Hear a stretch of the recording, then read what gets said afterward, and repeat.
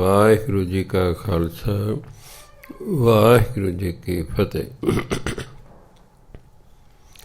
ਸ਼੍ਰੀ ਗੁਰੂ ਗ੍ਰੰਥ ਸਾਹਿਬ ਦੇ ਅੰਗ ਨੰਬਰ 1370 ਤੇ 111 ਨੰਬਰ ਤੋਂ ਬਾਅਦ ਹੈ। ਅੰਗ 1370 ਸ਼ਲੋਕ 111 ਤੋਂ ਬਾਅਦ ਹੈ। ਕਬੀਰ ਹੈ ਗਏ ਬਾਹਨ ਸਗਨ ਘਨ, ਲਾਖ ਤਜਾ ਫਹਿਰਾਹੀਂ, ਇਆ ਸੁਖ ਤੇ ਭਿਖਿਆ ਭਲੀ, ਜੋ ਹਰ ਸਿਮਰਤ ਦਿਨ ਜਾਹੀਂ। ਹੈ ਘੋੜਿਆਂ ਨੂੰ ਕਹਿੰਦੇ ਨੇ, ਗਏ ਹਾਥੀ, ਵਾਹਨ ਆਵਾਜਾਈ ਦੇ ਸਾਧਨ, ਸਗਨ ਘਨ ਬਹੁਤ ਜ਼ਿਆਦਾ, ਲਾਖ ਲੱਖਾਂ, ਧਜਾ ਝੰਡੇ, ਫਹਿਰਾਹੀਂ ਝੂਲਦੇ ਹਨ। ਕਹਿੰਦੇ ਕਬੀਰ ਸਾਹਿਬ ਕਹਿੰਦੇ ਜੇ ਕਿਸੇ ਕੋਲ ਹੈ ਘੋੜੇ ਹੋਣ, ਗਏ ਹਾਥੀ ਹੋਣ, ਵਾਹਨ ਆਵਾਜਾਈ ਦੇ ਸਾਧਨ ਹੋਣ, ਸਗਨ ਕਨ ਹੋਣ ਵੀ ਬਹੁਤ ਜ਼ਿਆਦਾ, ਲਾਖ ਧਜਾ ਫਹਿਰਾਈ, ਅਤੇ ਮਹਿਲਾਂ ਦੇ ਉੱਤੇ ਲੱਖਾਂ ਝੰਡੇ ਝੂਲਦੇ ਹੋਣ।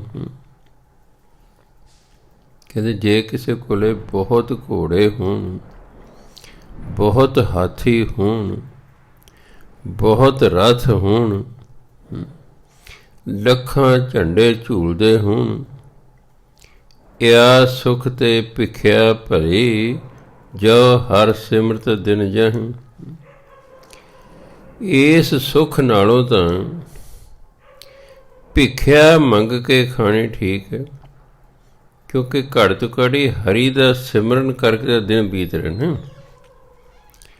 ਜਿਹੜੇ ਲੋਕ ਪਰਮਾਤਮਾ ਦਾ ਸਿਮਰਨ ਨਹੀਂ ਕਰਦੇ, ਉਹਨਾਂ ਕੋਲ ਭਾਵੇਂ ਕਿੰਨੇ ਹੀ ਘੋੜੇ ਹੋਣ, ਕਿੰਨੇ ਹੀ ਹਾਥੀ ਹੋਣ, ਕਿੰਨੇ ਹੀ ਆਵਾਜਾਈ ਦੇ ਸਾਧਨ ਹੋਣ, ਲੱਖਾਂ ਝੰਡੇ ਝੂਲਦੇ ਹੋਣ, ਪਰ ਜੋ ਨਾਮ ਨਹੀਂ ਨਾ ਜਪਦੇ, ਕਹਿੰਦੇ ਉਹਦੇ ਨਾਲ ਤਾਂ ਉਹ ਬੰਦਾ ਚੰਗਾ ਹੈ ਜਿਹੜਾ ਨਾਮ ਜਪਦਾ, ਭਾਵੇਂ ਮੰਗ ਕੇ ਰੋਟੀ ਖਾਂਦਾ। ਸੋ ਕਬੀਰ ਸਾਹਿਬ ਕਹਿੰਦੇ ਗਰੀਬੀ ਮਨਜ਼ੂਰ ਹੈ, ਪਰ ਸਿਮਰਨ ਕਰਨਾ। ਜਿਹੜੇ ਸਿਮਰਨ ਨਹੀਂ ਕਰਦੇ, ਭਾਵੇਂ ਕਿੰਨੇ ਹੀ ਅਮੀਰ ਨੇ, ਉਹਨਾਂ ਦੀ ਕੋਈ ਕੀਮਤ ਨਹੀਂ ਪਰਮਾਤਮਾ ਦੇ ਦਰ 'ਤੇ। ਇਸ ਲਈ ਕਹਿੰਦੇ ਆ ਸੁਖ ਤੇ ਭਿਖਿਆ ਭਲੀ। ਸੁੱਖ ਦੇ ਬੜਾ ਦੇਖੋ, ਕੋਲ ਘੋੜੇ ਨੇ, ਹਾਥੀ ਨੇ, ਰਥ ਨੇ, ਫਿਰ ਝੰਡੇ ਝੂਲਦੇ ਨੇ, ਬੱਲੇ ਬੱਲੇ। ਆ ਸੁਖ ਤੇ ਇਸ ਸੁੱਖ ਨਾਲੋਂ ਭਿਖਿਆ ਭਲੀ। ਆਪਾਂ ਜਿਹੜੇ ਮੰਗ ਕੇ ਖਾਣੇ ਨੂੰ ਭਿਖਿਆ ਕਰਨ, ਉਹ ਮਨੁੱਖ ਲਈ ਭਿਖਿਆ ਭਲੀ ਹੈ, ਜੋ ਹਰ ਸਿਮਰਤ ਦਿਨ ਜਾਹੀਂ। ਜੇ ਹਰੀ ਦਾ ਸਿਮਰਨ ਕਰਕੇ ਦਿਨ ਬਤੀਤ ਹੋ ਰਹੇ ਨੇ, ਕਹਿੰਦੇ ਜਿਹੜਾ ਹਰੀ ਦਾ ਸਿਮਰਨ ਕਰਕੇ ਦਿਨ ਬਤੀਤ ਕਰਦਾ ਨਾ, ਉਹਨੂੰ ਜੋ ਸੁੱਖ ਹੈ ਇਹ ਘੋੜਿਆਂ ਹਾਥੀਆਂ 'ਚ ਨਹੀਂ ਹੈ। ਕਹਿਣ ਦਾ ਭਾਵ ਹੈ ਇਹ ਨਹੀਂ ਕਿ ਘੋੜੇ ਹਾਥੀ ਨਾ ਹੋਣ, ਇਹ ਭਾਵ ਨਹੀਂ ਹੈ। ਭਾਵ ਇਹ ਕਿ ਜੇ ਘੋੜੇ ਨੇ, ਹਾਥੀ ਨੇ, ਆਵਾਜਾਈ ਦੇ ਸਾਧਨ ਨੇ, ਲੱਖਾਂ ਝੰਡੇ ਝੂਲਦੇ ਨੇ, ਪਰ ਜੋ ਨਾਮ ਨਹੀਂ ਨਾ ਜਪਦਾ, ਤਾਂ ਫਿਰ ਇਹ ਸਰੀਰਕ ਸੁੱਖ ਤੇ ਉਹਦੇ ਕੋਲ ਹੈ। ਇਸ ਸੁੱਖ ਨਾਲ ਤਾਂ ਭਿਖਿਆ ਮੰਗ ਕੇ ਖਾਣੀ ਚੰਗੀ ਹੈ, ਕਿਉਂਕਿ ਘੱਟ ਤੋਂ ਘੱਟ ਸਿਮਰਨ ਕਰਕੇ ਦਿਨ ਤਾਂ ਬੀਤ ਰਹੇ ਨੇ। ਸੋ ਸਿਮਰਨ ਕਰਨ ਵਾਲਾ ਕਹਿੰਦੇ ਭਾਵੇਂ ਭੁੱਖਾ ਹੋਵੇ, ਮੰਗ ਕੇ ਖਾਣ ਵਾਲਾ ਕਿਉਂ ਨਾ ਹੋਵੇ, ਉਸ ਅਮੀਰ ਨਾਲੋਂ ਚੰਗਾ ਉਹ ਪਰਮਾਤਮਾ ਦੀ ਨਜ਼ਰਾਂ 'ਚ ਕਰੋੜਪਤੀਆਂ ਨਾਲੋਂ ਚੰਗਾ। ਇਸ ਲਈ ਨਾਮ ਜਪਣਾ ਚਾਹੀਦਾ। ਉਹੀ ਤੇ ਨਾਮ ਜਪਣ ਵਾਲਾ ਭਿਖਿਆ ਨਹੀਂ ਮੰਗਦਾ, ਨਾਮ ਜਪਣ ਵਾਲਾ ਗਰੀਬ ਰਹਿੰਦਾ ਹੀ ਨਹੀਂ। ਨਾਮ ਜਪਣ ਵਾਲਾ ਬੰਦਾ ਗਰੀਬ ਨਹੀਂ ਰਿਹਾ ਕਰਦਾ। ਜੇ ਨਾਮ ਨੇ ਸਾਨੂੰ ਅਮੀਰ ਨਹੀਂ ਕਰਨਾ, ਫਿਰ ਕਿਸ ਨੇ ਅਮੀਰ ਕਰਨਾ ਵੇ? ਪ੍ਰਭ ਕੈ ਸਿਮਰਨ ਰਿੱਧ ਸਿੱਧ ਨੌ ਨਿਧ। ਪਰਮਾਤਮਾ ਦਾ ਸਿਮਰਨ ਕਰਨ ਦਾ ਰਿੱਧੀਆਂ ਸਿੱਧੀਆਂ ਨੌ ਨਿਧੀਆਂ ਪ੍ਰਾਪਤ ਹੁੰਦੀਆਂ, ਧਨ ਦੌਲਤ ਪ੍ਰਾਪਤ ਹੁੰਦੀਆਂ, ਆਤਮਿਕ ਸ਼ਕਤੀਆਂ ਪ੍ਰਾਪਤ ਹੋ ਜਾਂਦੀਆਂ ਨੇ। ਕਈ ਗਰੀਬ ਆ ਜਾਂਦੇ ਨੇ, ਸਾਡੀ ਗਰੀਬੀ ਨਹੀਂ ਦੂਰ, ਅਸੀਂ ਉਹਨੂੰ ਪਾਠ ਦਿੰਦੇ ਹਾਂ ਵੀ ਪਾਠ ਕਰ। ਕੋਈ ਸੋਚੂਗਾ ਵੀ ਪਾਠ ਕਰਨਾ ਪੈਸੇ ਉੱਤੋਂ ਡਿੱਗਣਗੇ? ਉੱਤੋਂ ਨਹੀਂ ਡਿੱਗਿਆ ਕਰਦੇ, ਕਿਉਂਕਿ ਉੱਤੋਂ ਡਿੱਗਣਾ ਕੁਦਰਤ ਦੇ ਵਿਰੁੱਧ ਹੈ। ਇਸ ਤਰ੍ਹਾਂ ਨਹੀਂ ਹੋਇਆ ਕਦੇ ਰੱਬ ਉੱਤੋਂ ਪੈਸੇ ਸੁੱਟੇਗਾ ਕੋਈ। ਹੁਣ ਉਹਨੇ, ਤੁਸੀਂ ਭਜਨ ਬੰਦਗੀ ਕਰਦੇ ਹੋ, ਉਹਨੇ ਤੁਹਾਨੂੰ ਅਮੀਰ ਕਰਨਾ, ਉਹ ਸਬੱਬ ਬਣਾਏਗਾ। ਜੇ ਤੁਸੀਂ ਮੰਨ ਲਓ ਬੇਰੁਜ਼ਗਾਰ ਹੋ, ਤੁਸੀਂ ਭਜਨ ਬੰਦਗੀ, ਤੁਹਾਨੂੰ ਰੁਜ਼ਗਾਰ ਮਿਲ ਜਾਏਗਾ। ਪੜ੍ਹੇ ਲਿਖੇ ਹੋ, ਤੁਹਾਨੂੰ ਨੌਕਰੀ ਮਿਲ ਜਾਏਗੀ। ਵਪਾਰ ਤੁਹਾਡਾ ਨਹੀਂ ਚੱਲਦਾ, ਉਹ ਚੱਲਣ ਲੱਗ ਜਾਏਗਾ। ਵਿਅਰਥ ਦਾ ਜਿਹੜਾ ਖਰਚਾ ਹੁੰਦਾ ਸੀ ਉਹ ਖਤਮ ਹੋ ਜਾਏਗਾ, ਤੁਸੀਂ ਆਪੇ ਅਮੀਰ ਹੋ ਜਾਓਗੇ, ਆਪੇ ਅਮੀਰ ਹੋ ਜਾਓਗੇ। ਭਜਨ ਬੰਦਗੀ ਕਰਨ ਵਾਲਾ ਕਦੇ ਗਰੀਬ ਨਹੀਂ ਹੋਇਆ ਕਰਦਾ। ਜੋ ਫਿਰ ਵੀ ਗਰੀਬ ਹੈ ਤਾਂ ਜਾਂ ਤਾਂ ਨਸ਼ੇ ਕਰਦੇ ਕੋਈ, ਅਤੇ ਜਾਂ ਫਜ਼ੂਲ ਖਰਚ ਹੈ। ਹਾਂ, ਜਾਂ ਅਚਾਨਕ ਭਾਈ ਕੋਈ ਐਕਸੀਡੈਂਟ ਹੋ ਗਿਆ, ਵੱਡੀ ਬਿਮਾਰੀ ਲੱਗ ਗਈ, ਪੈਸਾ ਬਹੁਤ ਲੱਗ ਗਿਆ ਹੈ, ਫਿਰ ਵੀ ਬੰਦਾ ਗਰੀਬ ਹੋ ਸਕਦਾ। ਕਾਰਨ ਉਹ ਉਂਝ ਨਹੀਂ ਹੁੰਦਾ। ਜੇ ਨਾਮ ਜਪਣ ਵਾਲੇ ਨੇ ਗਰੀਬ ਰਹਿਣਾ, ਫਿਰ ਨਾਮ ਕੌਣ ਜਪੇਗਾ? ਨਾਮ ਕੌਣ ਜਪੇਗਾ? ਔਰ ਕਹਿੰਦਾ ਨਾਮ ਜਪਣ ਵਾਲੇ ਭੁੱਖੇ ਮਰਦੇ ਨੇ, ਜ਼ਰੂਰੀ ਰਾਮ ਰਾਮ ਕਰਨਾ, ਆਪਣਾ ਖਾਓ ਪੀਓ ਮੌਜ ਕਰੋ। ਨਾਮ ਜਪਣ ਵਾਲਾ ਆਮ ਬੰਦੇ ਨਾਲੋਂ ਬੈਟਰ ਹੋਣਾ ਚਾਹੀਦਾ ਹੈ, ਤਾਂ ਹੀ ਲੋਕ ਇੱਧਰ ਨੂੰ ਮੁੜਨਗੇ, ਤਾਂ ਹੀ ਇਸ ਪਾਸੇ ਨੂੰ ਆਉਣਗੇ। ਜੇ ਉਹੀ ਭੁੱਖਾ ਨੰਗੇ ਕਿਹੜਾ ਹੋਊਗਾ ਇਸ ਪਾਸੇ ਨੂੰ? ਫਿਰ ਇਸ ਪਾਸੇ ਨੂੰ ਕੌਣ ਆਵੇਗਾ? ਤਾਂ ਵੀ ਉਹਨੇ ਕਿਹਾ ਵੀ ਭਾਵੇਂ ਗਰੀਬ ਹੀ ਹੋਵੇ, ਭਿੱਖਿਆ ਮੰਗ ਕੇ ਖਾਣੀ ਪਵੇ, ਪਰ ਉਹ ਘੋੜੇ ਹਾਥੀਆਂ ਵਾਲੇ ਮਨੁੱਖ ਨਾਲ ਚੰਗਾ, ਕਿਉਂਕਿ ਇਹ ਨਾਮ ਤੇ ਜਪਦੇ ਨਾ। ਪੁਰਾਤਨ ਸਾਧੂ ਡੇਰਿਆਂ 'ਚ ਰਿਹਾ ਕਰਦੇ ਸਨ,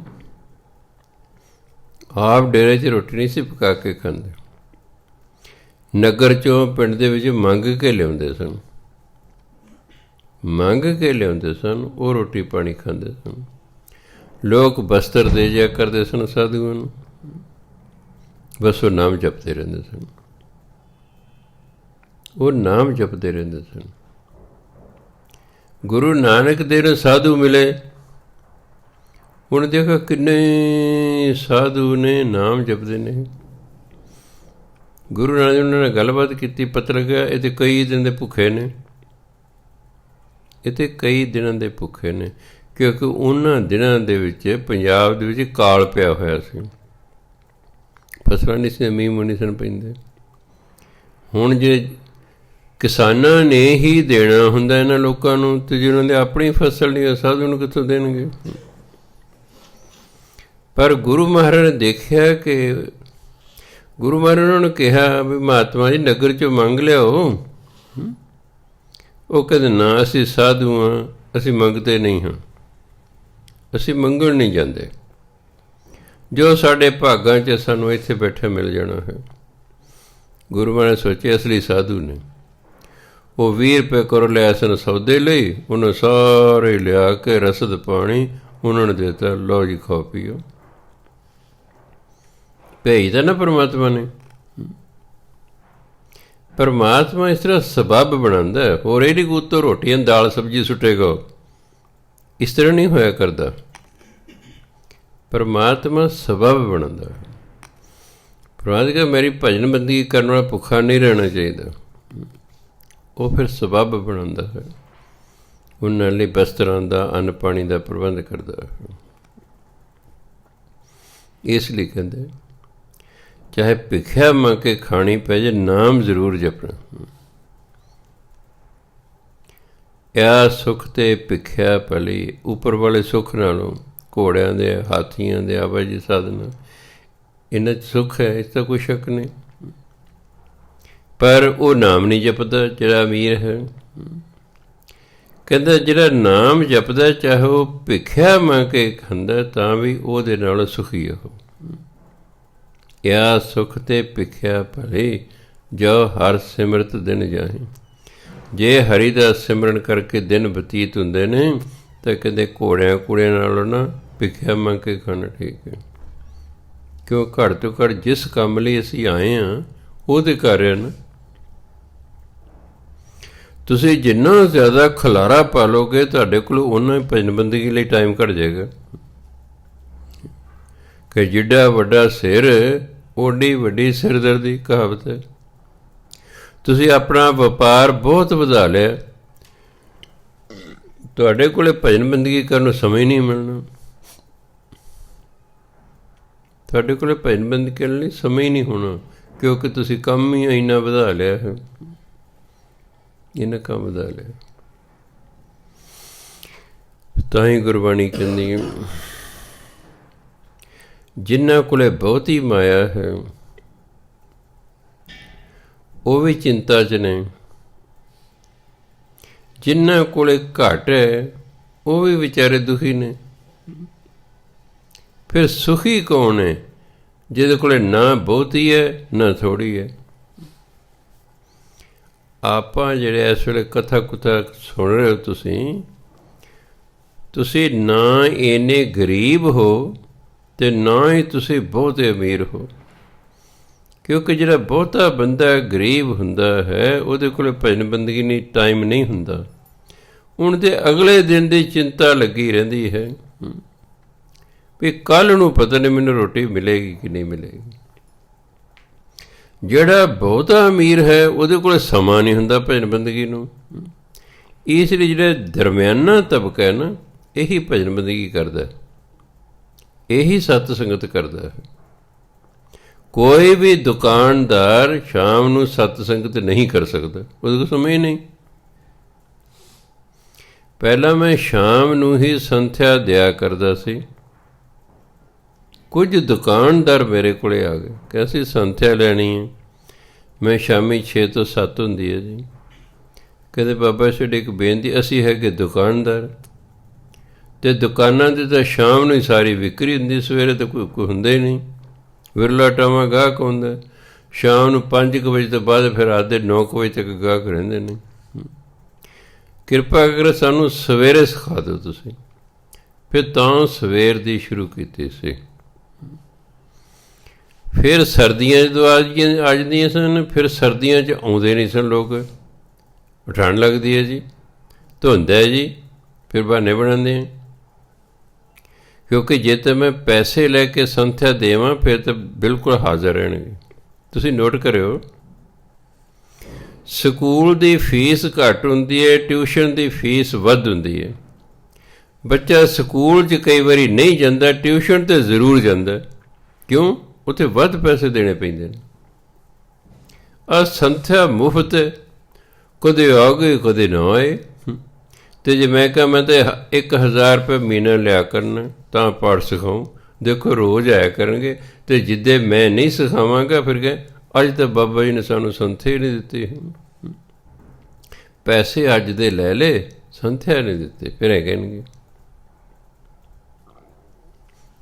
ਇਸ ਲਈ ਸਮਝ ਆ ਗਈ ਹੈ ਵੀ ਇਹਨਾਂ ਲੋਕਾਂ ਦੀ ਛਿੱਲ ਲਾਓ, ਫਿਰ ਕਹਿਣਾ ਠੀਕ ਹੈ। ਹਰ ਇੱਕ ਨੇ ਆਪਣੇ ਰੇਟ ਵਧਾਤੇ, ਡਾਕਟਰਾਂ ਨੇ ਆਪਣੇ ਵਧਾਤੇ, ਦੁਕਾਨਦਾਰਾਂ ਨੇ ਆਪਣੇ ਵਧਾਤੇ, ਵਕੀਲਾਂ ਨੇ ਆਪਣੇ ਵਧਾਤੇ, ਪੁਲਿਸ ਵਾਲੇ ਆਪਣੇ ਵਧਾਤੇ। ਵੀ ਇਹਨਾਂ ਦੀ ਛਿੱਲ ਲਾਓ, ਜਿਹੜਾ ਜ਼ਿਆਦਾ ਛਿੱਲਾ ਕਰੇ ਇਹ ਬੜਾ ਕਾਮਯਾਬ ਬੰਦਾ ਹੈ, ਵੀ ਇਹ ਤਾਂ ਹੀ ਠੀਕ ਹੋਣਗੇ। ਇਹ ਮੁਫਤ ਮਾਫਨ ਤਾਂ ਐਵੇਂ ਹੀ ਸਮਝਦੇ ਨੇ। ਇਸ ਲਈ ਗਰਮੀਆਂ 'ਚ ਵੱਧ ਆਉਂਦੇ ਨੇ, ਸਰਦੀਆਂ 'ਚ ਜਿਵੇਂ ਠੰਡ ਪੈਂਦੀ ਹੈ, ਫਿਰ ਸੰਥਿਆ ਵਿੱਚ ਕਦੇ ਆ ਗਏ ਕਦੇ ਨਾ ਆਏ, ਕਦੇ ਆ ਗਏ ਕਦੇ ਨਹੀਂ। ਇਹ ਇਸ ਤਰ੍ਹਾਂ ਕਦੇ ਪਾਠ ਆਇਆ ਕਰਦਾ ਹੁੰਦਾ। ਇਸ ਲਈ ਕਹਿੰਦੇ ਭਾਵੇਂ ਕਿੰਨੀ ਵੀ ਅਮੀਰੀ ਹੋਵੇ, ਪਰ ਜੋ ਭਜਨ ਬੰਦਗੀ ਨਹੀਂ ਕਰਦਾ, ਉਹਦੇ ਨਾਲ ਭਿੱਖਿਆ ਮੰਗ ਕੇ ਖਾਣਾ ਚੰਗਾ। ਅਗਰ ਭਜਨ ਬੰਦਗੀ ਕਰਦੇ ਹੋ ਤੁਸੀਂ, ਹਾਂ ਭਜਨ ਬੰਦਗੀ ਜ਼ਰੂਰ ਕਰਨੀ, ਚਾਹੇ ਤੁਸੀਂ ਅਮੀਰ ਹੋ ਚਾਹੇ ਗਰੀਬ ਹੋ। ਅੱਗੇ ਕਹਿੰਦੇ ਕਬੀਰ ਸਭ ਜਗ ਹੋਂ ਫਿਰਿਓ, ਮਾਂਦਲ ਕੰਧ ਚੜ੍ਹਾਏ, ਕੋਈ ਕਾਹੂ ਕੋ ਨਹੀਂ, ਸਭ ਦੇਖੀ ਠੋਕ ਬਜਾਏ। ਕਬੀਰ ਸਭ ਜਗ ਹੋਂ ਫਿਰਿਓ, ਮਾਂਦਲ ਹੁੰਦਾ ਢੋਲ, ਕੰਧ ਹੁੰਦਾ ਮੋਢਾ, ਕੰਧਾ ਜਿਹਨੂੰ ਕਹਿੰਦੇ ਨੇ, ਚੜ੍ਹਾਏ ਮੈਨੇ ਰੱਖ ਕੇ। ਕਹਿੰਦੇ ਮੈਂ ਢੋਲ ਮੋਢੇ 'ਤੇ ਰੱਖ ਕੇ ਸਾਰੇ ਸੰਸਾਰ ਵਿੱਚ ਫਿਰਿਆ, ਕੋਈ ਕਾਹੂ ਕੋ ਨਹੀਂ, ਕਾਹੂ ਮੈਨੇ ਕਿਸੇ, ਕੋਈ ਕਾਹੂ ਕੋ ਨਹੀਂ, ਇਹਨੂੰ ਕਾਹੂ ਨਹੀਂ ਪੜ੍ਹ ਦੇਣਾ, ਹਿੰਦੀ ਦਾ ਸ਼ਬਦ ਹੈ ਕਾਹੂ। ਕੋਈ ਕਾਹੂ ਕੋ ਨਹੀਂ, ਕੋਈ ਕਿਸੇ ਦਾ ਨਹੀਂ, ਸਭ ਦੇਖੀ ਠੋਕ ਵਜਾਏ, ਮੈਂ ਠੋਕ ਵਜਾ ਕੇ ਵੇਖ ਲਿਆ, ਮੈਂ ਪਰਖ ਕਰ ਕਰਕੇ ਵੇਖ ਲਿਆ, ਕੋਈ ਕਿਸੇ ਦਾ ਨਹੀਂ। ਸਭ ਦੁਨੀਆ ਸਵਾਰਥ ਨਾਲ ਜੁੜੀ ਹੋਈ ਹੈ।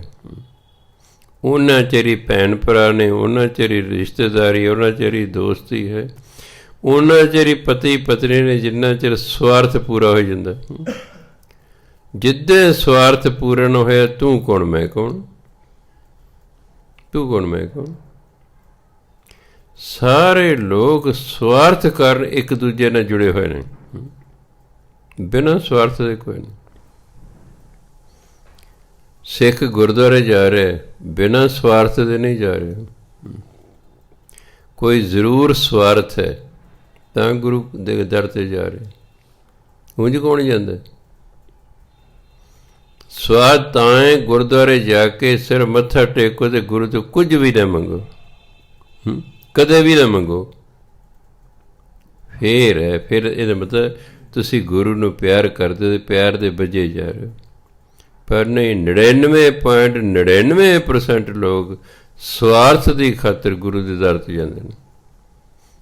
ਉਂਝ ਅਗਲਾ ਸਮਝ ਬੜਾ ਧਾਰਮਿਕ ਹੈ ਜੀ, ਰੋਜ਼ ਸਵੇਰੇ ਸਵੇਰੇ ਗੁਰਦੁਆਰੇ ਜਾਂਦਾ, ਉਹ ਕੋਈ ਇਹ ਥੋੜ੍ਹੇ ਮੰਗਦਾ ਸੱਚੇ ਪਾਤਸ਼ਾਹ ਮੇਰੀ ਆਤਮਿਕ ਅਵਸਥਾ ਉੱਚੀ ਹੋਵੇ, ਉਹ ਤਾਂ ਇਸ ਲਈ ਜਾ ਰਿਹਾ ਮੇਰੀ ਜਿਹੜੀ ਆਮਦਨ 'ਚ ਵਾਧਾ ਹੋਵੇ, ਮੈਨੂੰ ਨੌਕਰੀ ਮਿਲ ਜਾਏ, ਮੇਰੀ ਪ੍ਰਮੋਸ਼ਨ ਹੋ ਜਾਏ, ਮੇਰਾ ਕਾਰੋਬਾਰ ਵਧੀਆ ਚੱਲੇ, ਮੇਰੇ ਪੁੱਤਰ ਹੋਵੇ, ਮੇਰੀ ਕੁੜੀ ਦਾ ਵਿਆਹ ਹੋ ਜਾਏ, ਅੱਗੇ ਉਹਦਾ ਜਵਾਕ ਹੋ ਜਾਏ, ਅੱਗੇ ਮੈਨੂੰ ਕੀ ਚਾਹੀਦਾ।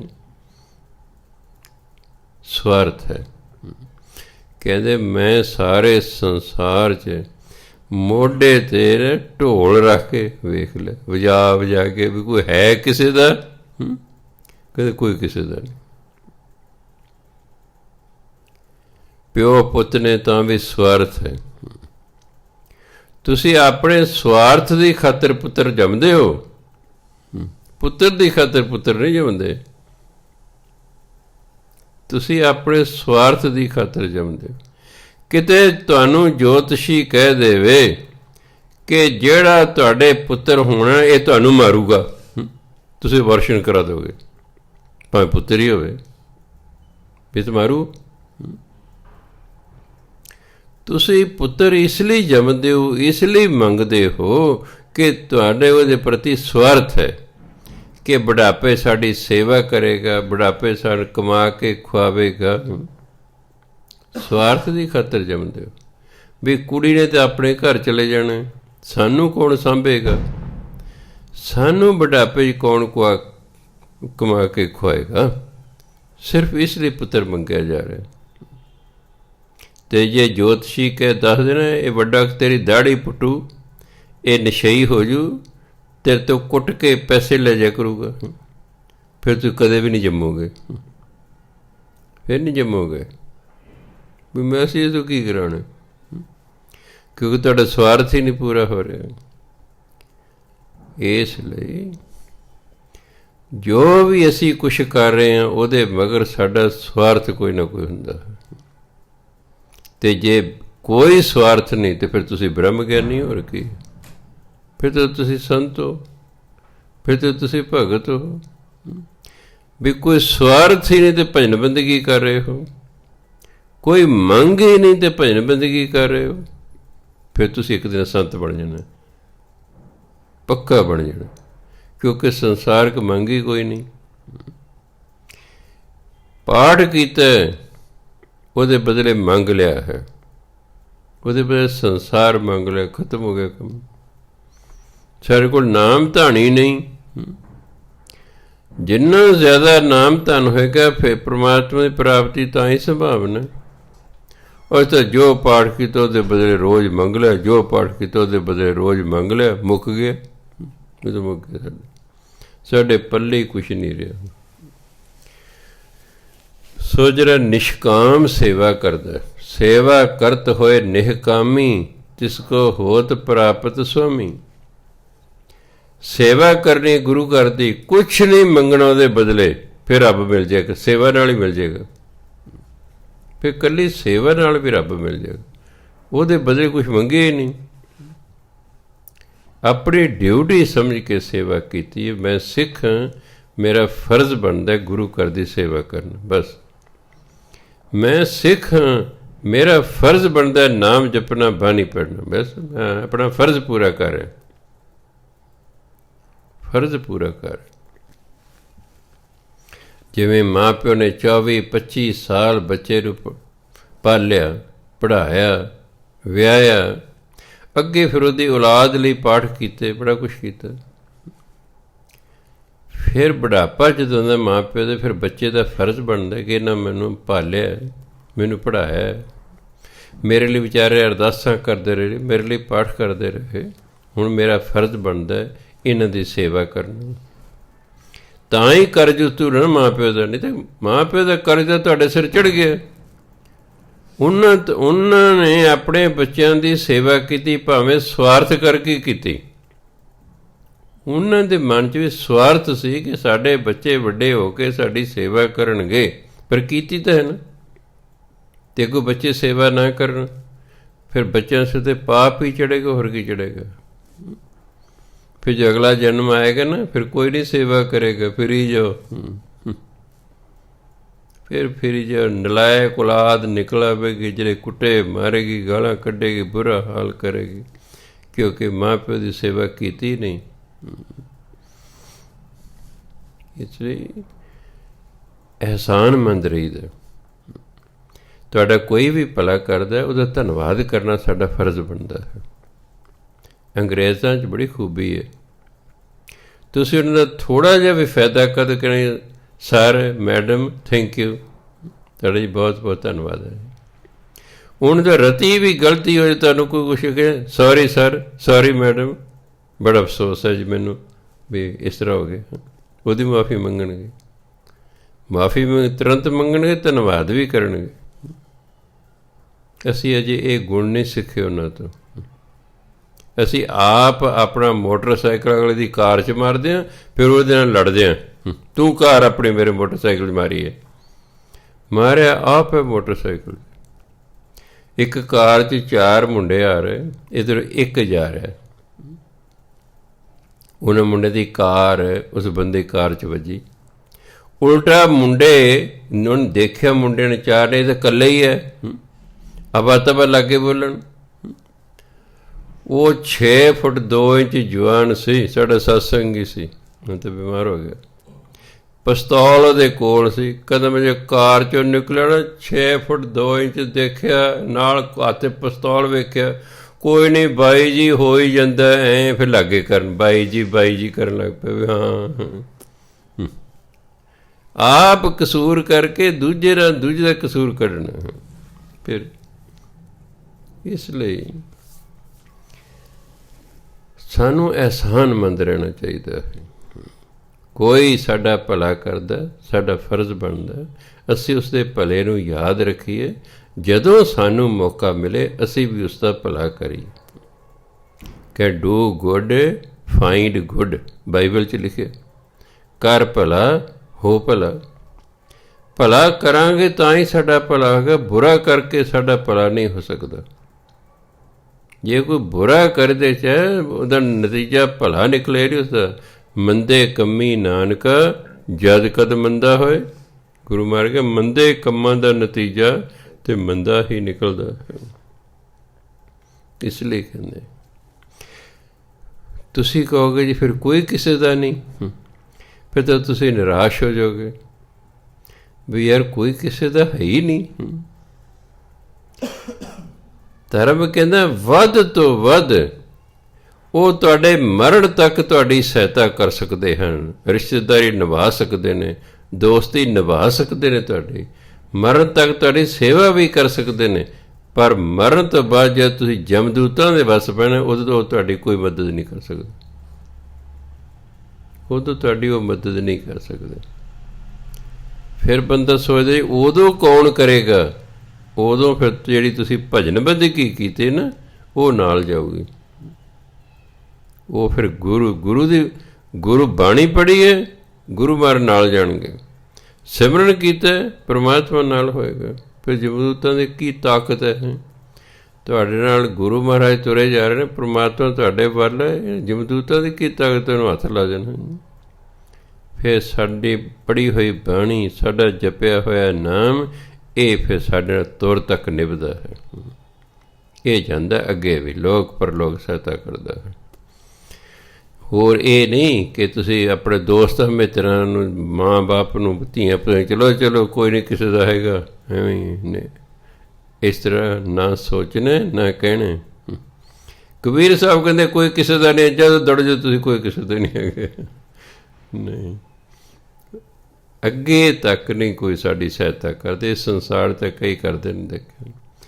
ਮੈਂ ਕਈ ਬੱਚਿਆਂ ਨੂੰ ਜਾਣਦਾ ਪਿੰਡ 'ਚ, ਜਿਨ੍ਹਾਂ ਵਿਚਾਰਿਆਂ ਨੇ ਆਪਣੇ ਮਾਂ ਬਾਪ ਦੀ ਤੰਦਰੁਸਤੀ ਲਈ ਜ਼ਮੀਨ ਵੀ ਵੇਚੀ, ਜ਼ਮੀਨ ਵੇਚ ਕੇ ਵੀ ਆਪਣੇ ਬਾਪ ਦੀ ਬਿਮਾਰੀ 'ਤੇ ਲਾਇਆ ਵੀ ਕਿਸੇ ਤਰ੍ਹਾਂ ਸਾਡਾ ਪਿਤਾ ਠੀਕ ਹੋ ਜਾਵੇ। ਬੜੀ ਕੋਸ਼ਿਸ਼ ਕੀਤੀ, ਚਲੋ ਬਚਿਆ ਨਾ ਬਚੇ ਗੱਲ ਵੱਖਰੀ।